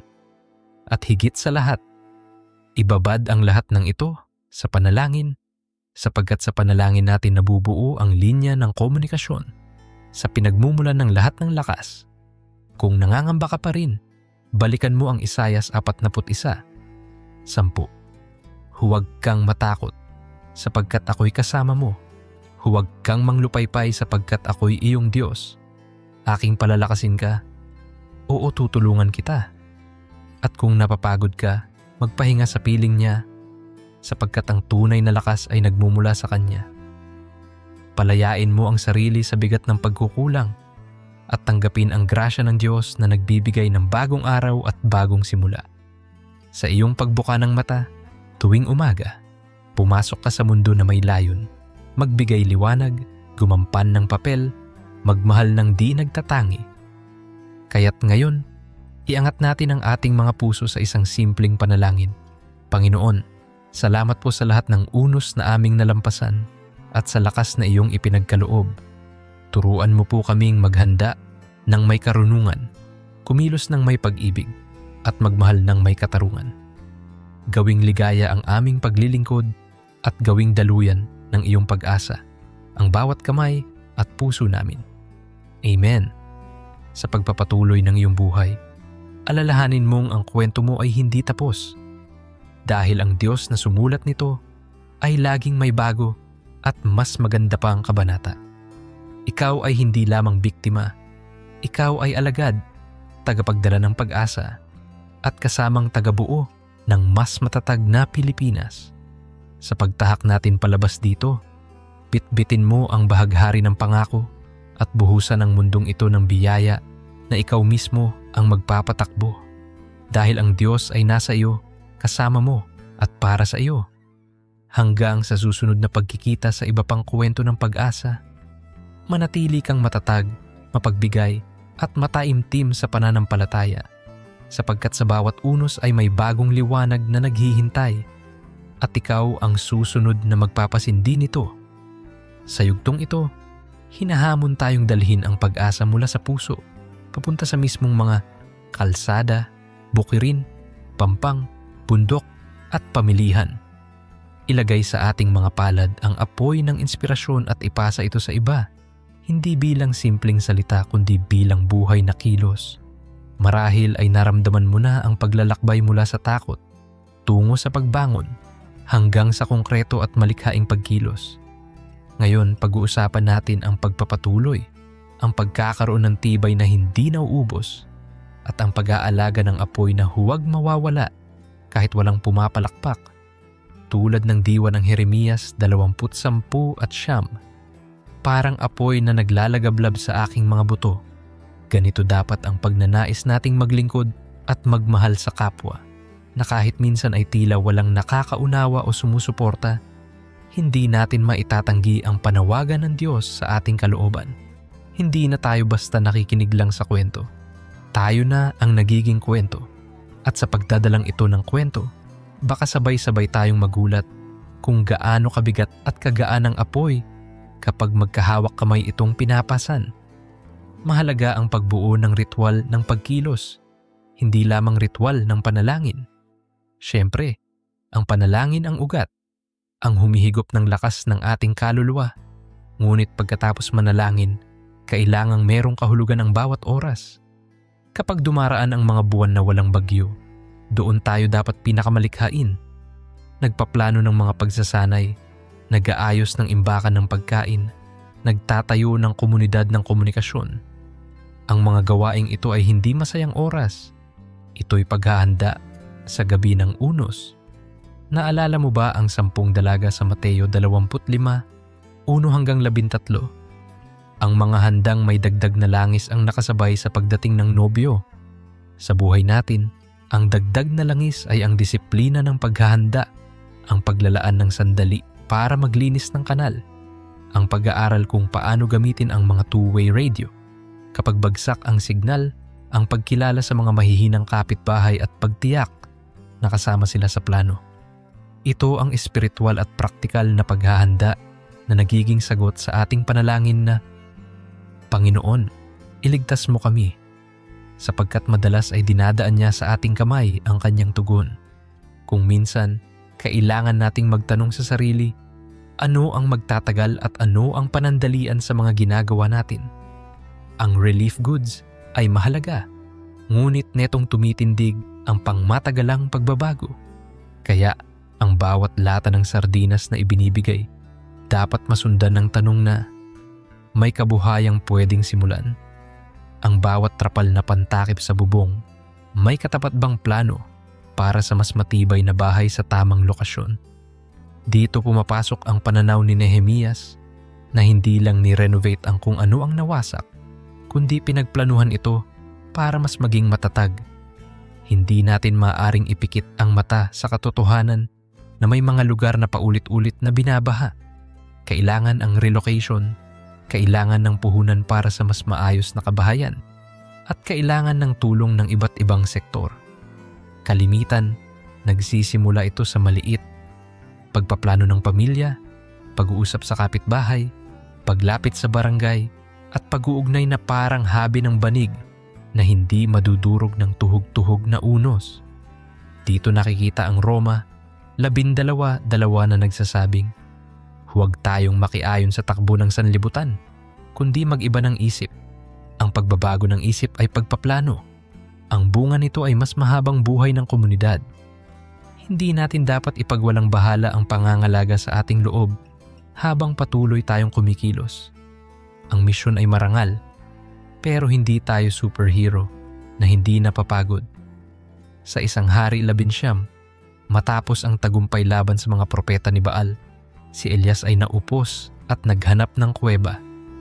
Ang Diyos, imbes na sermunan siya, ay binigyan siya ng pagkain, pinatulog, at saka muli pinatindig. Ito ang modelo ng self-care para sa mga tagapaghilom. Hindi ito luho, kundi bahagi ng misyon. Kung pinipilit mong magpakabait at magpakalike sa punto ng burnout, mabibigo ka rin at babalik ka sa umpisa na wala ring naitulong. Kaya dapat ay may mga araw na hihinto ka, sisilip sa dagat o bundok, at hahayaan ang hangin na palitan ang bigat ng iyong dibdib. May mga gabing magpapakapingin ka lang sa iyong sarili, magdarasal ng tahimik, at magpapasalamat kahit sa maliliit na bagay. Sa ganitong uri ng pahinga, nagpaparenew ka gaya ng Isayas 42. Muling lilipad na parang agila, hindi tumatakbo palayo sa bagyo, kundi sumasabay sa hangin para umangat. Mahalaga ring isabuhay ang patuloy na edukasyon at pagbabahagi ng kaalaman. Ang komunidad na marunong, hindi basta natitinag. Sa bawat susunod na bagyo, wala dapat may iwan sa pagkakaalam kung paano maghanda, sino ang tatawagan at saan pupunta. Maaari tayong magtatag ng mga learning circles. Simple, walang formalidad, ngunit may malinaw na layunin. Sa bakuran, sa chapel, sa barangay hall, pwedeng magtipon ang mga nanay, tatay, lolo, lola, kabataan, at magkwentuhan. Naalala niyo ba nung Undoy? Nung Yolanda? Nung Odette? Ano ang natutunan natin? Paano kung wala ng kuryente? Saan tayo kukuha ng impormasyon? Paano kung masama ang panahon at walang rescue agad? Paano ang basic first aid? Ang ganitong buhay na talakayan ay parang version modern ng mga Gawa 2, 46, kung saan araw-araw nagtitipon ang mga unang Kristiyano sa templo at sa bahay-bahay, nagbabahagi ng tinapay at nagporsyon ng pangangailangan. Dito, ang tinapay ay kaalaman at ang pagkakahati-hati nito ay pantay na oportunidad at seguridad para sa lahat. Kasabay ng pagdadala ng pag-asa ay ang pagharap sa mga istruktura ng lipunan na kailangan ng pagbabago. May mga pagkakataon na kinakailangang humiling at muling humiling sa lokal na pamahalaan para sa mas maayos na drainage o mas epesyenteng relocation program. Kaya't huwag matakot na bumuo ng mga petisyon, makipag-dialogue sa City Council o mag-organisa ng forum. Kasama ito sa pananampalataya dahil ang Diyos ay Diyos ng katarungan at kaayusan. Sa Isaias 1:17, hinihiling niya sa atin na mag-aral ng kabutihan, hanapin ang katarungan, ituwid ang pagsuway. Ibig sabihin, may moral duty tayong magwika at kumilos para sa tama, para sa policy changes, para sa long-term solutions. Kung lalapitan natin ang mga leader ng may paggalang at datos, mas malaki ang tsansang makikinig sila. Kung marami tayong kasama at malinaw ang mga rekomendasyon, mas mahalagang bahagi ito ng proseso. Dito nagiging salinang ang ating mga prinsipyo. Hindi dahil gusto nating sumikat, kundi sapagkat gusto nating mailigtas ang mga susunod pang henerasyon. Sa puso ng lahat ng ito, may kwento ng tao. Ang taong minsan ay parang nabubura sa dami ng red tape, sa haba ng pila, sa kawalan ng resources. Huwag nating hayaan na ang pagkatao nila ay malunod sa bulto ng problema. Ang bawat isa ay may pangalan, may pamilya, may pangarap. Kapag tumutulong tayo, huwag nating kalimutang magtanong ng pangalan at kumustahin ang kanilang iniisip. Hindi lang ilan ang kailangan mo, kundi kumusta ka ngayon? Tulad ng ginawa ni Jesus sa babaeng may karamdaman sa Lucas 8:48, pinangalanan niya siyang anak at sinabi, ang iyong pananampalataya ang nagpagaling sa iyo. Sa pagtrato natin sa mga taong apektado hindi lamang bilang beneficiary number, kundi bilang kapatid sa Diyos, may hatid itong dignidad at pag-asa na mas tumatagal kaysa sa bigas at sardinas. Sa ating wika, gamitin natin ang salita na pumapawi, hindi sumusugat. Salita na nagtataas, hindi nagtutulak sa gilid. Ganito tayo nagiging bahagi ng paghilom ng kaluluwa ng komunidad. Ang kabuhayan at pangarap ay kailangang manatiling buhay. Pagkatapos ng kalamidad, maraming negosyo ang nawawasak, maraming estudyante ang tumitigil sa pag-aaral, maraming magsasaka ang walang puhunan sa binhi. Parte ng ating misyon ang maghanap ng paraan upang maibalik ang pag-ikot ng ekonomiya. Puwedeng magsimula sa maliit, isang community shop na nagbebenta ng produktong gawa ng mga nawalan ng trabaho. Isang tiangge na ang kita ay diretsyong napupunta sa mga pamilyang nagluluto ng delatang, pagkaing pwedeng pang-relief. Pwede ring magtrabaho sa social enterprises na tumutulong sa mga magsasaka at mangingisda. Maaari tayong makipagtulungan sa microfinance institutions na may puso para sa mahihirap. Sinisiguradong hindi sila lulubog sa utang. Sa Kawikaan 31, ang ina ng tahanan ay tinawag na masinop at mahusay sa pagbili at pagbebenta. Sa panahon natin, ang prinsipyo ng sipag at talino sa kabuhayan ay dapat ding gabayan ng integridad at malasakit. Kung babangon tayo, kailangan natin ng matatag na ekonomiyang nakabatay sa katarungan at kooperasyon. Hindi maiiwasan ang mga kabiguan sa gitna ng pagsusumikap. May mga proyektong hindi agad magtatagumpay. May mga taong hindi magpapasalamat. May mga pagkakataon na tila nauupos ang apoy dahil sa problema sa loob mismo ng grupo. Dito natin isa sa buhay ang Kolosas 3:13. Magtiisan kayo sa isa't isa at magpatawad kayo sa isa't isa kung ang sino man sa inyo ay may hinanakit. Ang pagtutulungan ay hindi lang para sa trahedya. Kailangan ito sa pagharap sa sarili nating kapintasan. Kapag natutunan nating kilalanin ang ating pagkukulang at magpakumbaba, mas nagiging matibay ang ugnayan ng grupo. Kung may leader na nagkamali, lapitan ng may respeto at makataong salita.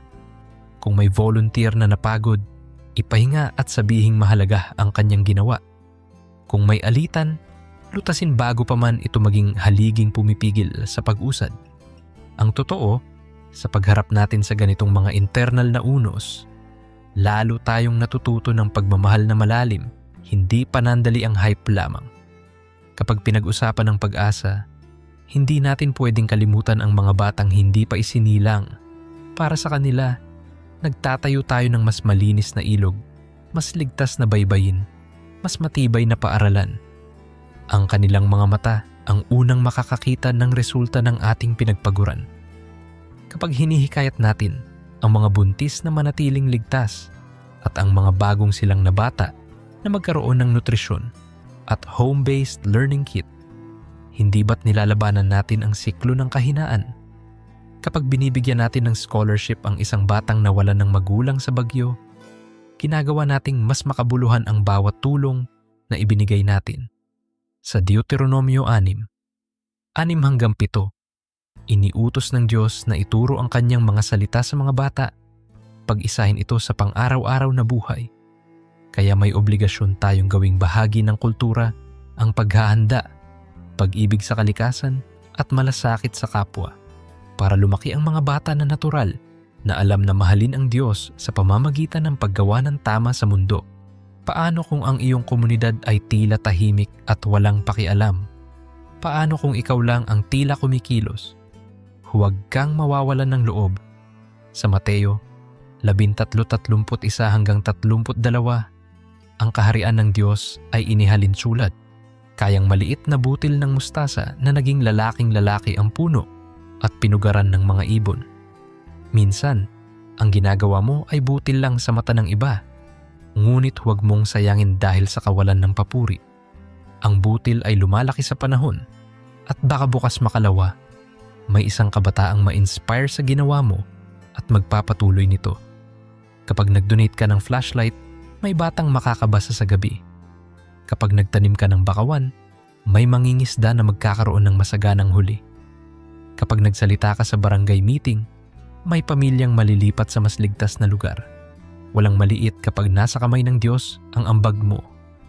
At kung sakaling malito ka, bumalik sa panalangin, doon laging malinaw ang direksyon, kahit walang kumikindat na ilaw sa mundo. Sa pagtatapos ng ating paglalakbay na ito, isipin mo na hindi lang ito isang serye ng video o teksto. Ito ay serye ng aksyon sa tunay na buhay. Ang part 4 ay paalala na ang kwento ay nagpapatuloy, na ang Diyos ay patuloy na sumusulat sa pahina ng ating bayan. Maaring matapos ang palabas sa YouTube, pero sa labas ng screen, may pag-asa pang bubuhayin, may planong isa sa katuparan, may taong dadamayan, may mundong aalagaan. Sa tuwing makikita mo ang ulap na nagbabantang magdulot ng ulan, huwag kang matakot. Hanapin mo ang mga taong makakasama mo sa paghahanda. Sa tuwing maririnig mo ang balita ng paparating na bagyo, manalangin at kumilos ng sabay. Sa tuwing babalik ang araw matapos ang baha, magpasalamat at magplano ng susunod na hakbang. Ganyan umiikot ang ritual ng isang bansang natuto sa unos. Laging may panalangin, laging may pagkilos, laging may malasakit. Kung hihiling ka ng huling paalala heto, huwag kang bumitaw sapagkat ang Diyos ay hindi bumibitaw sa iyo. Kung ang puso mo ay napapagod, lumapit sa Kanya at huminga. Kung ang isip mo ay nalilito, balik sa salita at sa komunidad. Kung ang katawan mo ay nanghihina, pahinga sandali at hayaan ang iba ang magbitbit ng sako ng bigas. Darating din ang araw na ikaw naman ang aakay sa kanila. Sa huli, lahat tayo ay daluyan ng kapayapaan at ang ating paghila sa isa't isa ay lihim na yakap ng Diyos mismo. Ang Diyos ang ating kanlungan at lakas, handang saklolo sa oras ng kagipitan. Awit 46:1. Iyan ang panimulang katotohanan at pangwakas na pangako. Kaya ngayon, pagkatapos ng lahat ng ito, bumalik ka sa iyong komunidad na may kamay na handang tumulong, bibig na handang magpayo, tainga na handang makinig, at paa na handang maglakad patungo sa kung saan kakailangan. Sa bawat kulog at kidlat, alalahanin mong may bahaghari sa likod ng ulap. Sa bawat pag-iyak, may kamay na nag-aabang mawalis ang luha. Sa bawat pagkadapa, may Panginoong kumakandong sa iyo. Lumakad kang may layon, magmahal ng walang takot, at manalig ng walang alinlangan. At kung muli tayong magkita sa isa pang kabanata ng buhay, bitbitin natin ang kwento ng mga taong hindi tinumba ng unos. Bagkus ay natutong sumayaw sa gitna ng ulan dahil alam nila, ang Diyos ay tapat, ang pag-asa ay buhay, at ang liwanag ay laging nagwawagi sa dulo ng bagyo. Habang nilalakaran natin ang huling yugto ng seryeng ito, isipin natin ang part 5 bilang paglalapat ng lahat ng hibla ng ating pinag-usapan. Mula sa unos ng takot, sa pagbangon, sa maestrong plano ng pagkilos, sa pagpapatuloy at pagtitiyaga. Ngayon ay dadako tayo sa pangmatagalang pananaw. Paano natin gagawing pamana ang ating mga natutunan? Paano natin huhubugin ang susunod na henerasyon upang ang kanilang karanasan sa kalamidad ay hindi puro trauma, kundi aral at lakas? Sa anong paraan natin gagawing normal ang kultura ng pag-ibig, paghahanda at katarungan? Sa gitna ng mga tanong na ito, umaalingaw-ngaw ang pangako ni Jesus sa Juan 10. 10 na dumating siya upang tayo ay magkaroon ng buhay na masagana. Hindi niya sinabing masaganang walang unos, kundi kasaganaan sa kabila at gitna ng unos. Ang buhay na masagana ay hindi resulta ng kawalan ng problema, kundi bunga ng pagyakap sa misyon na ibinigay niya, maging ilaw sa dilim, asin sa mundong madalas sumasama. Kung gayon, may responsibilidad tayong gawing parte ng ating buhay, ang pagsasabuhay ng kabutihan, at itanim ito sa lupaing tatahakin ng mga anak natin. Upang mangyari iyon, kailangan ng malinaw na paglalatag, masinsinang pag-uusap, at malalim na panalangin, isang mabisang habi ng puso at gawa. Sa mga komunidad na dinaanan ng bagyo, may mga lugar na paulit-ulit na lang binabalikan ng baha. Kung noon, tuwing baha lang nagigising ang mga tao, ngayon ay dapat permanente na ang pag-uusap. Saan nararapat magtayo ng bahay? Paano magbuo ng drainage plan? Anong uri ng agrikultura ang kayang mabuhay sa pabago-bagong klima? Maaring magsimula tayo sa simpleng consultative meetings kung saan lahat ay pwedeng magpahayag ng ideya. May karpintero na marunong magtayo ng bubong na kayang tiisin ang hangin. May guro na kayang gawing aralin sa klase ang biodiversity. May mangingisda na nakakaalam kung paano mag-ikot ng bangka sa rumaragasang ilog. May kabataang bihasa sa social media na kayang gumawa ng platform para sa community alerts. Sa ganitong paraan, ang bawat isa ay nagiging tagapag-ambag sa blueprint ng kinabukasan. Ito ang espiritu ng Kawikaan 15:22 na nagsasabing, ang mga plano ay nabibigo kung walang payo, ngunit nagtatagumpay kung maraming tagapayo. Sa saliw ng pananalig, ipatupad natin ang konsultasyon bilang espiritual na pakikinig. Pakikinig sa Diyos at pakikinigan sa isa't isa. Madaling mawasak ng pagkabalisa ang ating diwa kapag nakikita nating dumarami ang bagyo, tumitindi ang ulan at dumadalas ang pagbaha.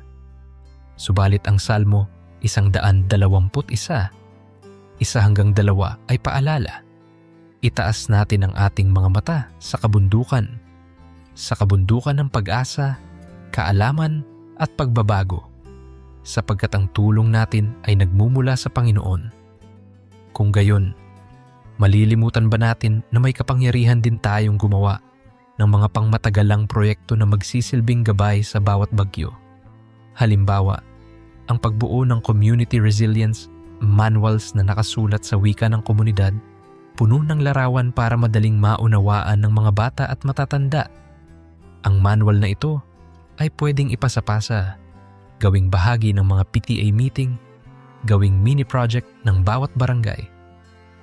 Maaari rin tayong magbuo ng audio versions at podcast episodes upang kahit walang kuryente, may local radio station o portable speaker na maaring paandarin at marinig ang mga mahahalagang paalala. Sa bawat pagkakataon, hindi tayo umiiwas sa teknolohiya. Sa halip, ginagawa nating bayani ito sa larangan ng paghatid ng tamang impormasyon. Sa pagpapamana ng kultura ng pangangalaga sa kalikasan, kailangang magkaroon ng ritual na nakaugat sa buhay ng komunidad. Isipin mo ang mga piyesta. Sa Pilipinas, natural ang pagkakaroon ng kasiyahan. Bakit hindi natin gawing parte ng piyesta ang pagtatanim ng puno, paglilinis ng dagat, paglikha ng mural, o pagdarasal sa tabing ilog? Iugnay natin ang mga pista sa mga salmo ng pasasalamat. Isaayos ang mga prosesyon na may kasamang aktwal na pagkilos, gaya ng pagdadala ng mga binhi bilang alay na itatanim kinabukasan. Sa Deuteronomio 16, 14 hanggang 15, hinihikayat tayong magdiwang sa presensya ng Diyos, kasama ang mga nangangailangan at ang buong komunidad. Kung gayon, ang pagdiriwang ay hindi lamang kainan at sayawan, kundi pagsasamahang may saysay. Ibalik natin ang diwa ng selebrasyon bilang pagtatanim, hindi lang pagtikim. Bilang pagkakawang gawa, hindi lang pag-awit. Bilang pagbabalik ng sukat sa ating kapaligiran, hindi lang paglaklak ng baso. Sa ganitong paraan, nagiging normal sa kabataan ang ideya na ang saya at sibol ng kalikasan ay magkabalikat. Sa larangan ng edukasyon, napakahalaga ng integrasyon. Imbes na ituring ang climate change, disaster management, at community organizing bilang extracurricular, bakit hindi ito gawing bahagi ng kurikulum? Maaari itong pumasok sa Filipino, kung saan pwedeng sulatin ng mga estudyante ang kanilang karanasan at kwento ng pag-asa. Sa araling panlipunan, kung saan sinusuri nila ang pulisya at kasaysayan ng mga kalamidad sa bansa.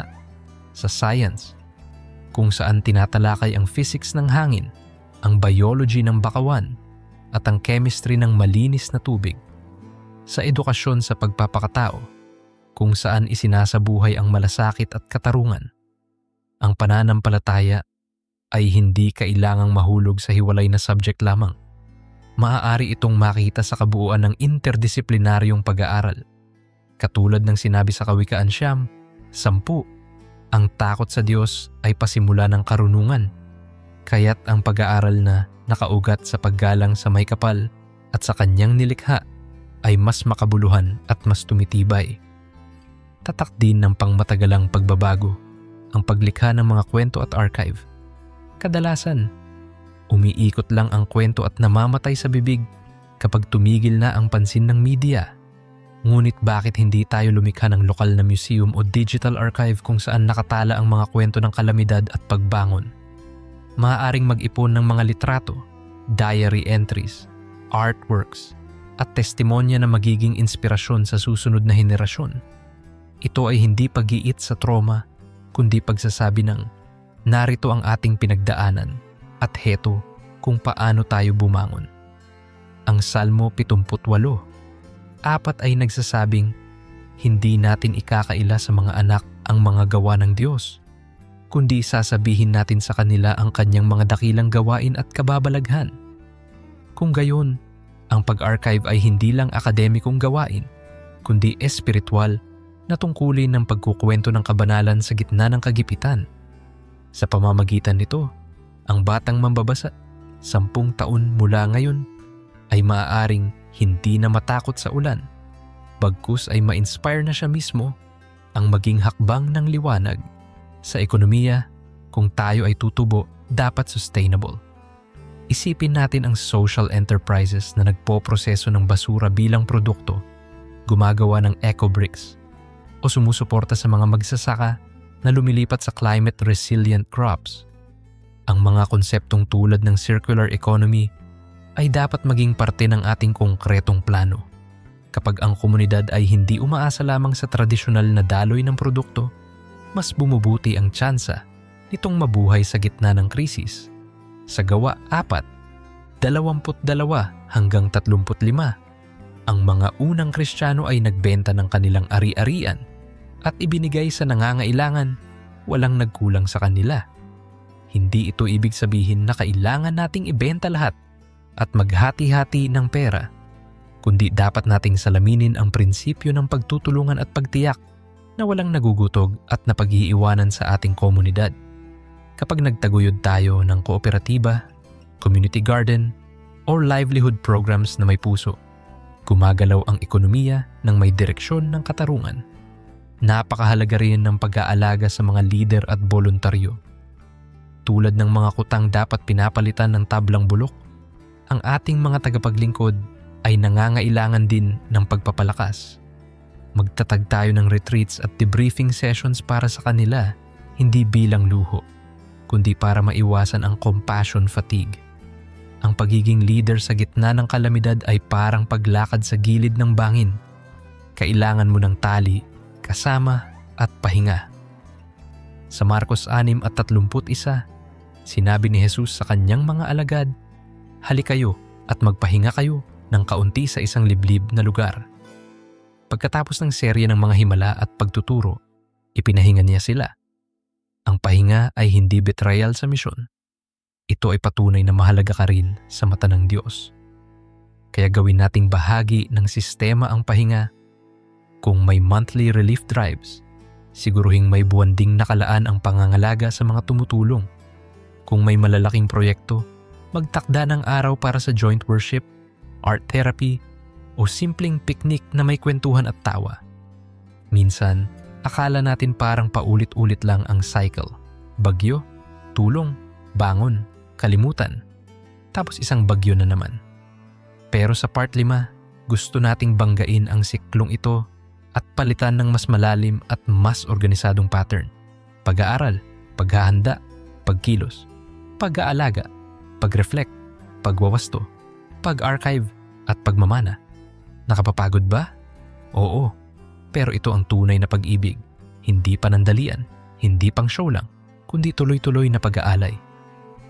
Sa unang Korinto 13:7, ang pag-ibig ay nagtitiis, naniniwala, umaasa, at nagpipitagan sa lahat. Kung gayon, ang pag-ibig sa komunidad at kalikasan at sa Diyos ay pagpapasya rin na magtiis sa proseso, maniwala sa bunga, umasa sa higit na makatuwiran at magpigil sa harap ng tukso ng pagiging mapanlait o mapagod. Sa ganitong pananaw, ang ating gawain ay hindi lang proyekto. Ito ay liturhiya ng buhay. Isang patuloy na pagsamba sa Diyos sa pamamagitan ng pagmamahal sa kapwa at sa mundo.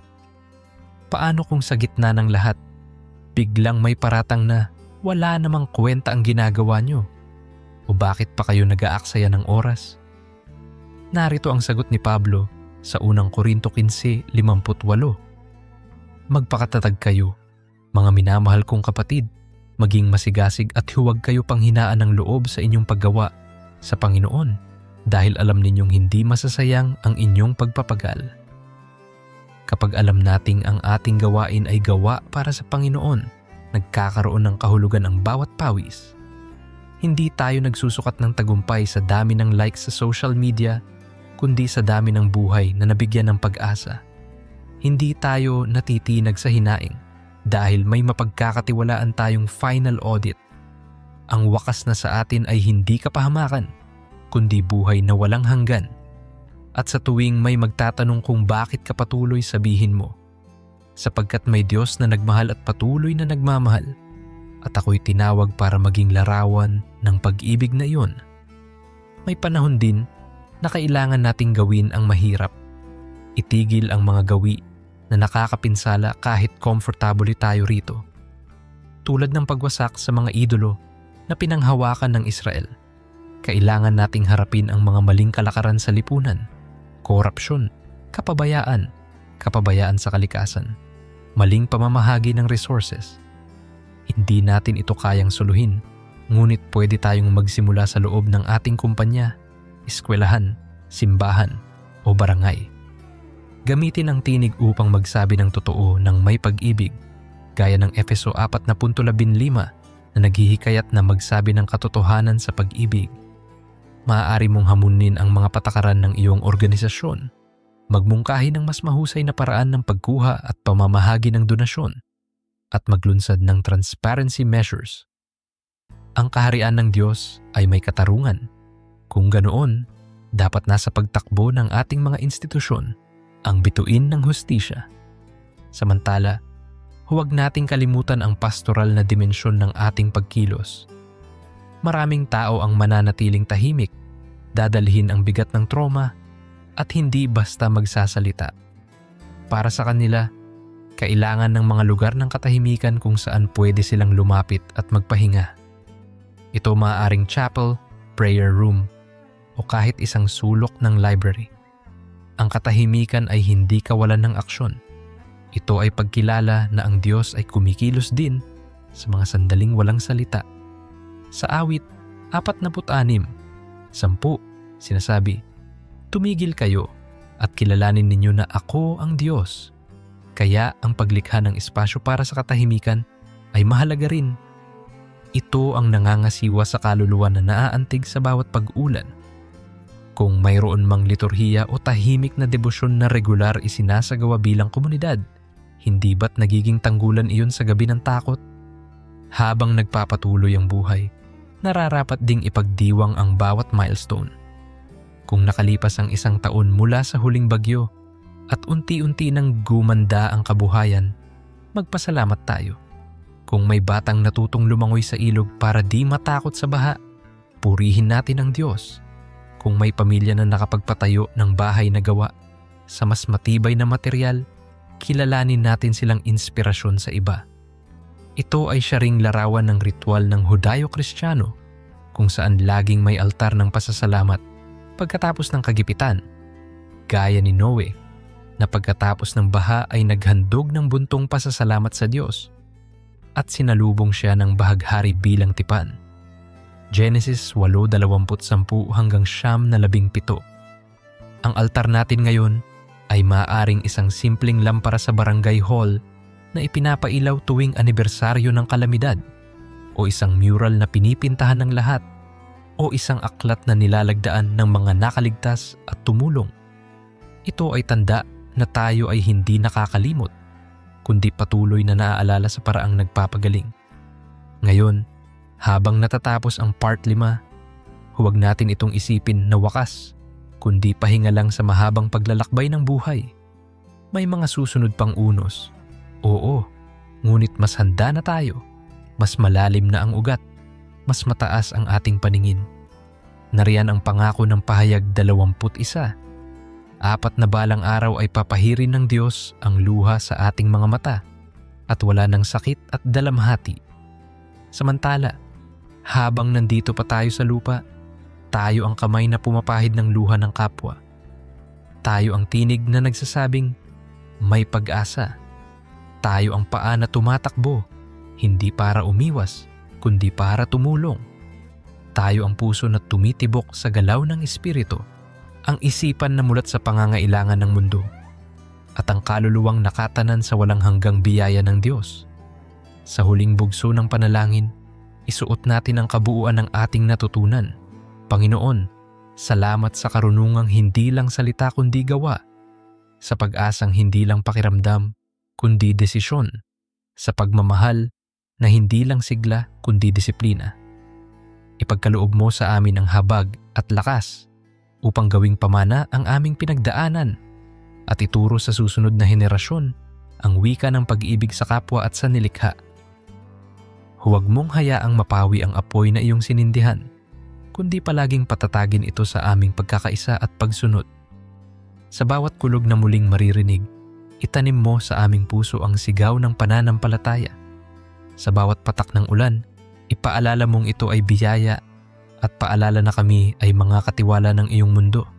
Sa bawat pagbangon, ipako sa aming isipan na ikaw ang dahilan at layon. Amen. Kaya't habang ipinapasok mo ang iyong sarili sa susunod na araw, bitbitin mo ang lahat ng pahinang isinulat natin ng magkakasama. Huwag kang mabagabag sa haba ng daan dahil ang Diyos na nagbigay ng panimulang lakas ay siya ring maghahatid sa atin sa dulo. Kapit lamang, kumilos, magmahal, manalangin, at huwag kalilimutang ngumiti sa gitna ng ulan, sapagkat sa bawat patak nito, may himig ng bagong umaga. At sa bawat liwanag na sumisilip pagkatapos ng bagyo, naroroon siyang muling nag-aanyaya. Anak, Halika, ipagpatuloy natin ang kwento ng pag-asa